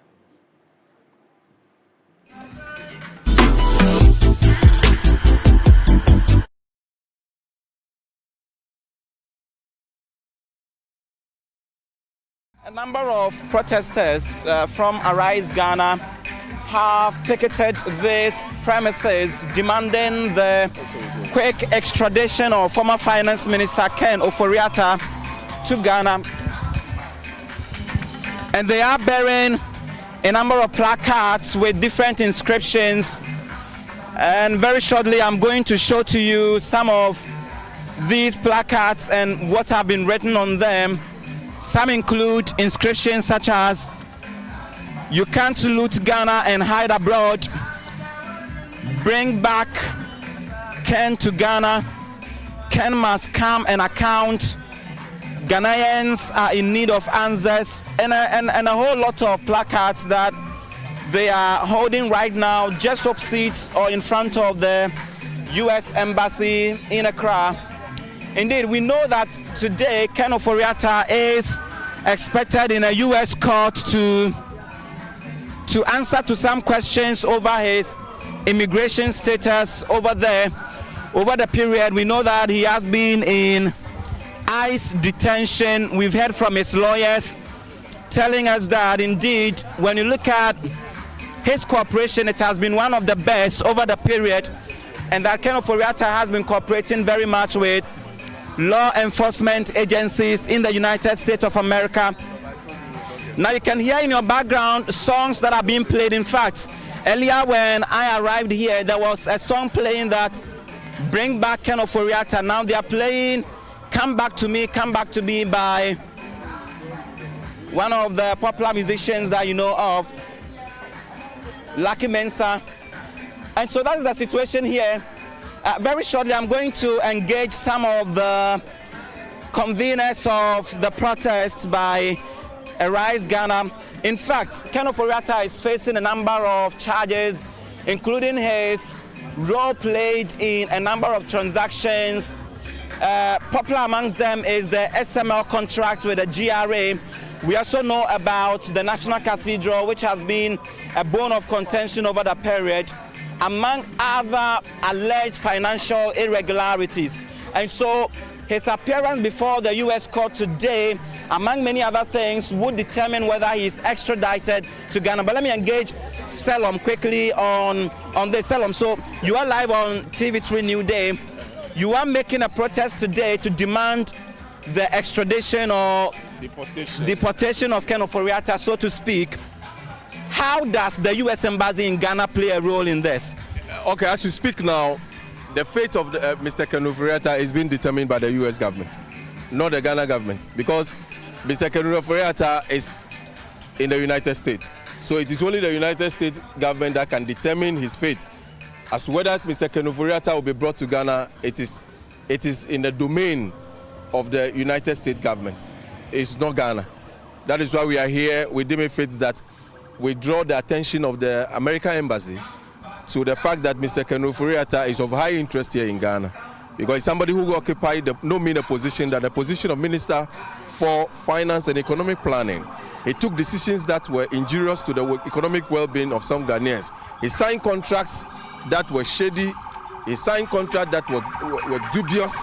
So he has the opportunity now to account to the good people of Ghana by answering all the charges, all the allegations, or the accusations, the charges that are being leveled against him. This is the opportunity. But Selom, today, for instance, we know that he is going to face a U.S. court, after which decision we get to know the exact wording on his immigration status and possible extradition to Ghana. Why don't you wait for all of these processes to be exhausted before you embark on this protest? There is nothing that says that if somebody is standing the ICE trial or is under ICE detention, you cannot picket the American embassy. There's no law in Ghana that says that. What we're doing is to bring pressure to bear on the authorities, both Ghana and the American government, that no, Mr. Ken Ofori-Atta is standing trial, and back home there's a picket again about him. What is your next line of action after here? That is not something that Arise Ghana is ready to disclose here, because it's like a warfare. What you do is that you must always try to know the weapon, the arsenal, and the arsenal of your opponent, so you can also prepare sufficiently. So it will not be good or wise or prudent on our part. But are you expected to submit a petition of the sort? We are, by doing this, we are submitting a petition. Maybe you want to ask me whether we have a written petition. Okay. We have an oral one, and that is what we are doing by engaging you media guys in an interview. All right, thank you very much. And so that is it. Selom is one of the lead conveners of Arise Ghana, who are embarking on this protest this morning. In fact, he tells me that their petition is one of an oral status, and that they are going to bring pressure to bear. In fact, Arise Ghana itself is a pressure group. And so when you look here, you would realize that this is a bold statement that has been made on this floor, which reads, bring Ken back. Bring Ken back. That is the kind of, protest they are making. That is the kind of demand that Arise Ghana is making this morning right in front of the U.S. Embassy. I can talk to you also about the fact that there are police personnel, members of the security, who are all over this place ensuring that there is utmost and enough security provided. And so, Anita, Roland and team, that is the situation right here. The protest is currently underway. Music, placards and everything indicates that they want Ken Ofori-Atta back.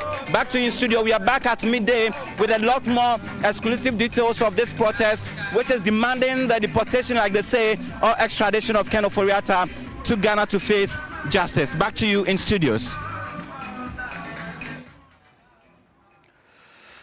Well, so we're back in the studio. Christian Yale, the frontages of the American embassy right here in Ghana, Accra, just also given us a better eye view of what has been transparent so far. Protests by Arise Ghana, and they are protesting the reluctance, they say, of the American authorities to extradite from that country Ken Ofori-Atta to Ghana to answer key questions from some quasi-judicial bodies, but more importantly, the Office of the Special Prosecutor, the Office of the Attorney General as well. We have more of this across social media. This also is live still across TV3 Ghana. We have Facebook, we have TikTok, we also have YouTube, and then we have X, formerly Twitter as well. Just to get the latest also, go to 3news.com and get to know all that has been happening, what, well, the pressure group Arise Ghana is up to. And we'll also be telling you many other related. We will be apprising you of all that has been happening over the period, particularly with this protest by Arise Ghana. And we'll also give you the latest feedback when it comes to that as well. But we also have to do some related conversations this morning. So make sure that you join us. Also around, we have finalists of our mentor reality show, Mentor Season 14. And we're going to have the judge, everybody else. I saw Cookie in the promo, so rightfully, Cookie should have been here to do this, but no problem at all. All that will be up next. 5, 4, 3, 2, 1.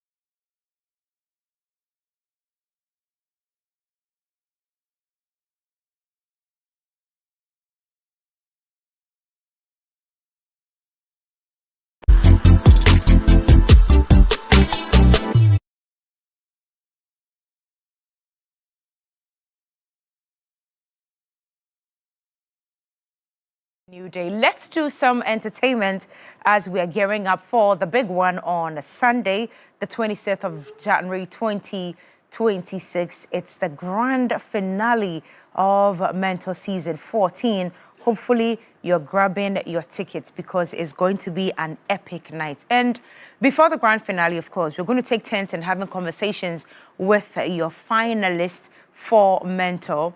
So make sure that you grab your tickets quickly so you can support your selected ones to take the crown that day. And this morning, Kweku Shai and Tiki are my guests. Good morning, Samini. Good morning. If he's Samini, what would you be? Who have you taken after in the entertainment industry, in the musical industry? Throughout the world? Yes, the world, yeah. I love Beyonce. Hey. So I will say Tiki, a.k.a. GH Beyonce, right? Let's. Good stuff. I'm going to start with you and Kweku Shai.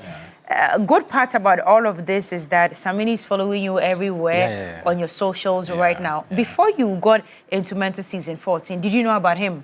Oh, yeah. Oh, you knew about Samini, and you loved him even before you came into the house. Yeah, sure. Congratulations. Thank you. You're part of the finalists, and that's a very heavy... That's a big deal. Yes, it's a very big deal. Yeah. God forbid, if you don't win that day, you're still winners here, and I want to just commend you this morning for all your efforts. But Kweku, describe your journey all through the 13 weeks for me, or even before. Describe your journey. Yeah, so before before the Mentor reality show, I've been out there with a couple of songs. I've been performing, and you know, I mean from the Dangwe community. I'm from Shah Hills, so I've been playing around Ningo, Pram, Adan, all the festivals. So you're well known over there in those circles. Yeah, sure. Okay. Yeah, so I saw the auditions, and then I auditioned, and I was selected. In fact, throughout the 13 weeks in the house, it's been very, very educating. I've been learning a lot with the band, with the producers, you know, stage, audience, engagement, and all that. It's been educating. Yeah. I see. Now, Tiki. Yes. So I'm told that you do a blend, and I'm going to read it out, of R&B, pop, and hip hop. Is that correct? Yes. How does that define you as an artist? A versatile artist, Right. a seasoned artist, you know, someone who's really passionate about music and willing to explore every genre just to, you know, express myself better. Yeah. Your accent is not Ghanaian, is it? No, Where are it's you not. from? I'm half Liberian, half Ghanaian, Right. and then I grew up in the States, well, partially. Okay. Yeah. But is that where you came from to partake in Mentor, or No, you've been in Ghana for a bit? I've been in Ghana for a bit. Okay, all right. We're going to take turns in looking at some of your performances. You've won Star Performer before and the Best Costume as well. Tiki, have you won anything yet? Yes, Which I've ones did you actually win? won Star Performer as well. Oh, you've won Star Performer I was before? the first person to win Oh, Star wow, Performer. the very first one. And how many of them have you won after? I haven't won any, but I've been nominated. Oh, but that was very impressive. To win the very first one, you made a mark on all of us. Anyway, let's take turns in looking at some of your performances.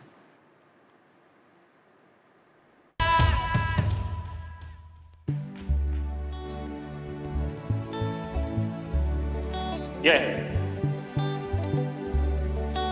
Shy. Asamu mi ken ye binti asie. It muma mi microphone mi betre trasie. Ene wi asi mu I obia oni oye. Enti ye udie na mi nya mi die. Hey. Onue di ufi asem. Obi freni nya mi do binti na ho. Afen su wi asi mu ye be ye bia konti ye nya hu beto. Ma wedding na ho. Hey jai shi. Nenu ma petition. I help you hey ya. Open source. Let I petition. And fambomu. And yes sir. You jai shi. Nenu ma petition. I help you hey ya. Open source. Let I petition. And fambomu. And yes sir. Keep playing it. I just remember something. I know I have just about some few seconds to end my performance, but I just remember something.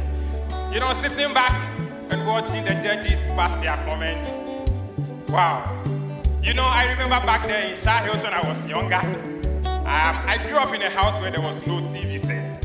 And my father is a very disciplinarian. When you sneak out of the house to watch a movie outside, he will lash you, he will scoop you out and lash you. So I was not a fan of TV. But growing up, I moved to stay with my sister and her husband, and there was a TV set in the house. But because of my experiences with TV, I've always thought my father would scoop me out and beat me if he finds me watching, so I wasn't watching TV.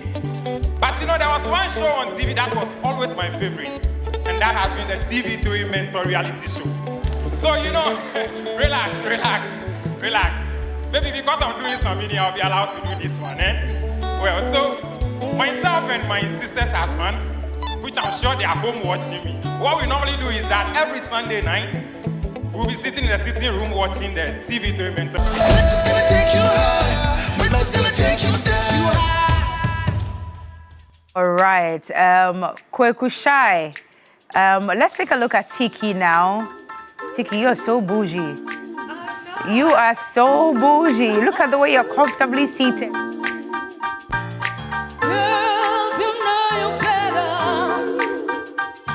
Some guys are only about that thing. Say, girls, you know you better watch out. Sometimes some guys are only Tiki Yonse, you are a born performer. Sheesh. And you're so bougie. This was your very first performance. Yes, please. It was very powerful. It really made a mark. It was really, really huge. And this was what made you win Star Performer that day. Please. Your hair matching your boots and all of that. Yes. What did that night mean to you? I was so happy because I auditioned as a singer. Right. So I was like, okay, everybody's about to know I can rap too. Right. So it was a really good night. It was really powerful. Then how did you end up in bottom 3? How many times again? I think 4 times. Yeah. How? The votes were not coming in for you? The votes were not coming in. And when I cross-checked with the fans out there, they had this notion, girl, you're going to win this show. That's all right. So they think, oh, I've already won the show, so they're not going to vote. And I was like, no. It's so much dependent on the votes as well. Exactly. So on those nights that you were in the bottom 3, what was going through your head when you knew you were going to go home, or you thought you were going to go home? I'm not gonna lie to you, a part of me was sad because I was like, I don't want my journey to end here. I've devoted so much to music. This is really my true passion. Right. So me not getting to the end, it would just crush me. So I was out of it. You But must be really grateful that you're here. I am extremely grateful to God. Congratulations. Thank you very much. Charlie, to the young one who had no TV in his house, but is on TV now, and other people are watching, that's a very powerful story. And I'm sure the storytelling part was not part of the performance that day. No. What made you make such a bold decision? And you know what? Everybody was like, okay, bring it on. And you told the story. How did you feel, and what informed that decision to tell your story that day? That day I was at the bottom 3. About to be evicted. So, and myself, I like surprises. Right. I like to be allowed to do my own thing, my own way. So once I was at the bottom 3, I knew I was done. Right. So then let me just do my thing. So I just did my thing. And it paid off. Yeah, it paid off. And it paid off. And that story I told in that video was a true story. As at now. Summarize it for me. So you are still afraid that your dad will call you out if he finds out that you were watching TV? And around that time I was in, JHS, around Form 2, Form 3. Right. I was still, scared of my dad will scoop you out and beat you. He's that person where you wouldn't know where he would come from. All of a sudden, he would just scoop you out from the crowd and start lashing you all about. So I was scared of him. And, I grew up in up to date. There's no TV set in my house, so it hurts me that my mom has never been able to watch me on TV. I'm getting quite emotional. She's never seen any of this? Yeah. And it hurts me. Now that I'm in the finals, I'm a finalist, I know there's a prize for me. So the first thing I would do is to get a TV set. No, we need to make show. sure that he comes to watch the grand finale on Sunday. No, you need to make sure, please.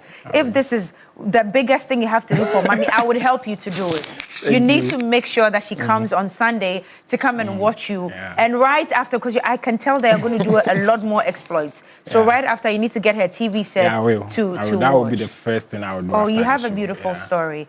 And I'm told you performed this last December at Samini Fest. And all of that. What did that mean to you? Yeah, so thanks to Samini, he gave me that stage, and it was big for me. It was big for me. I want to say I'm so grateful to Samini for giving me that platform. I was actually the first person to open the show. Oh, wow. And it means a big thing for me. Wow. Yeah. Congratulations. Thank you. Tiki. Hi.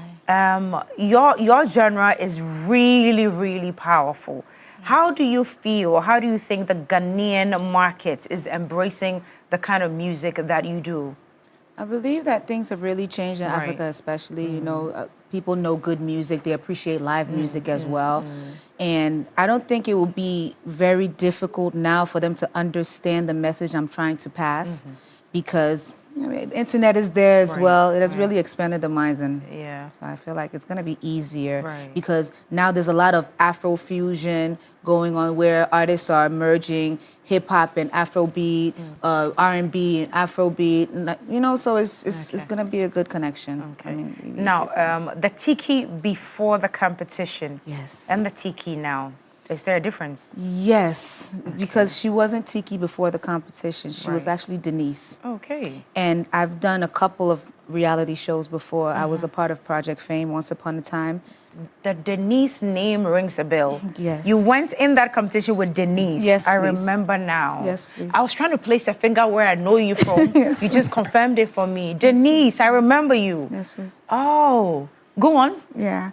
And then I also did Vodafone Icons. Right. Where we won as a group. But, you know, it was short-lived because, you know, whatever happened between us girls and whatnot. But I believe that I didn't allow that to defeat me because I've always had this in mind that God wanted me to be a big superstar, not because of materialistic things, but because I may look bougie. I think I'm so strong, so I've been able to shield that from others, that I've been through a lot myself, you know.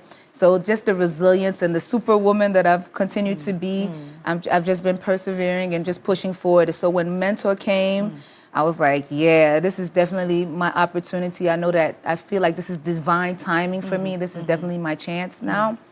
So Denise and Tiki, they're the same person, but they're not, because a certain time in life, Denise did give up. Right. And then decided to rebrand herself because And God birthed whispered in my Tiki. ear. Yeah.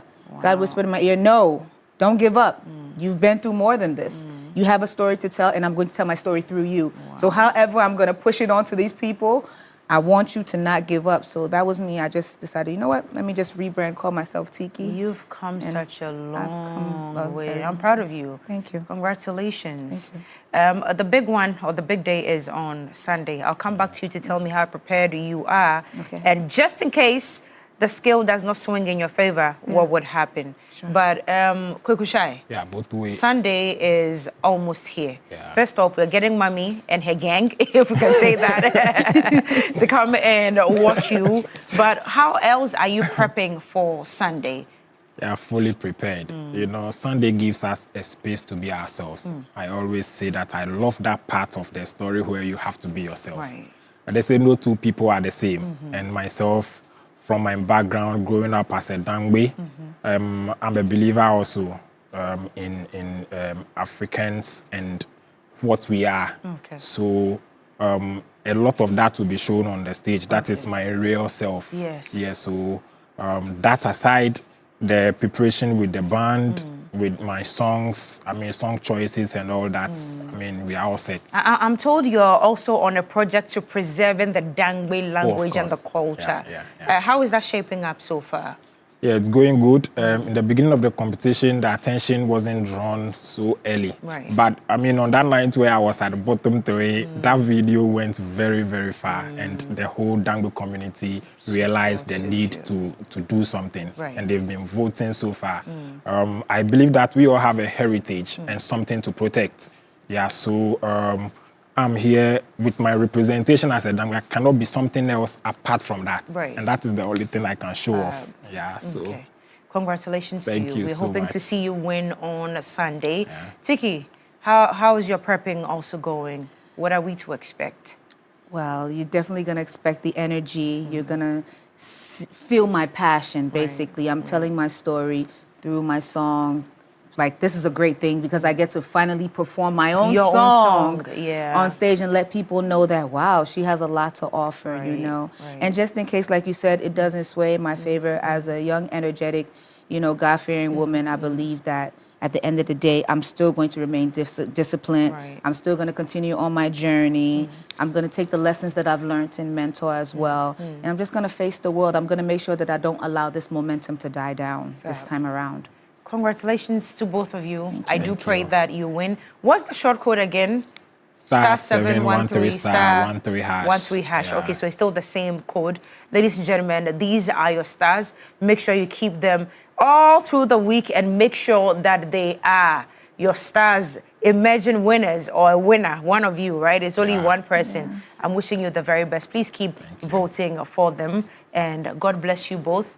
After Mentor, after the grand finale, I do pray that huge gigs and a lot of success will come your way. In Jesus' name, amen. All right, it's still TV3 Newday. Guys, do we have time for birthdays?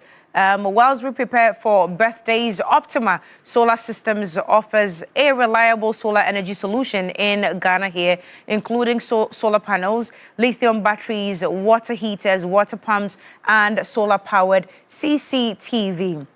Now, they provide installation, ongoing maintenance, repairs, and even comprehensive solar insurance against theft, fire, flood, and more. Flexible payment plans are available. Their services suit homes, farms, and businesses, helping customers cut electricity bills, gain energy independence, and support the environment. These are the numbers to call. Kindly call 030-824-9900 or 050-502-3472. Now, check out their website also on www.optimasolarsystems altogether, optimasolarsystems.com. Social media, they're also available on Instagram and Facebook at Optima Solar GH, at Optima Solar GH. Now, time to do some birthdays at the moment. If it's your birthday, you are blessed and highly favored. This special one is for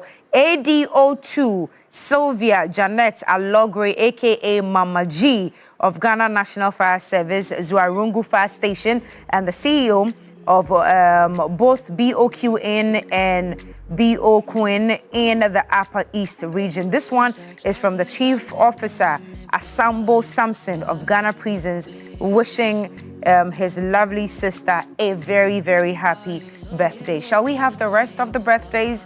Reverend George M.K. Edubofor, Head Pastor, Active Faith Assemblies. Happy birthday, man of God. God bless you so much.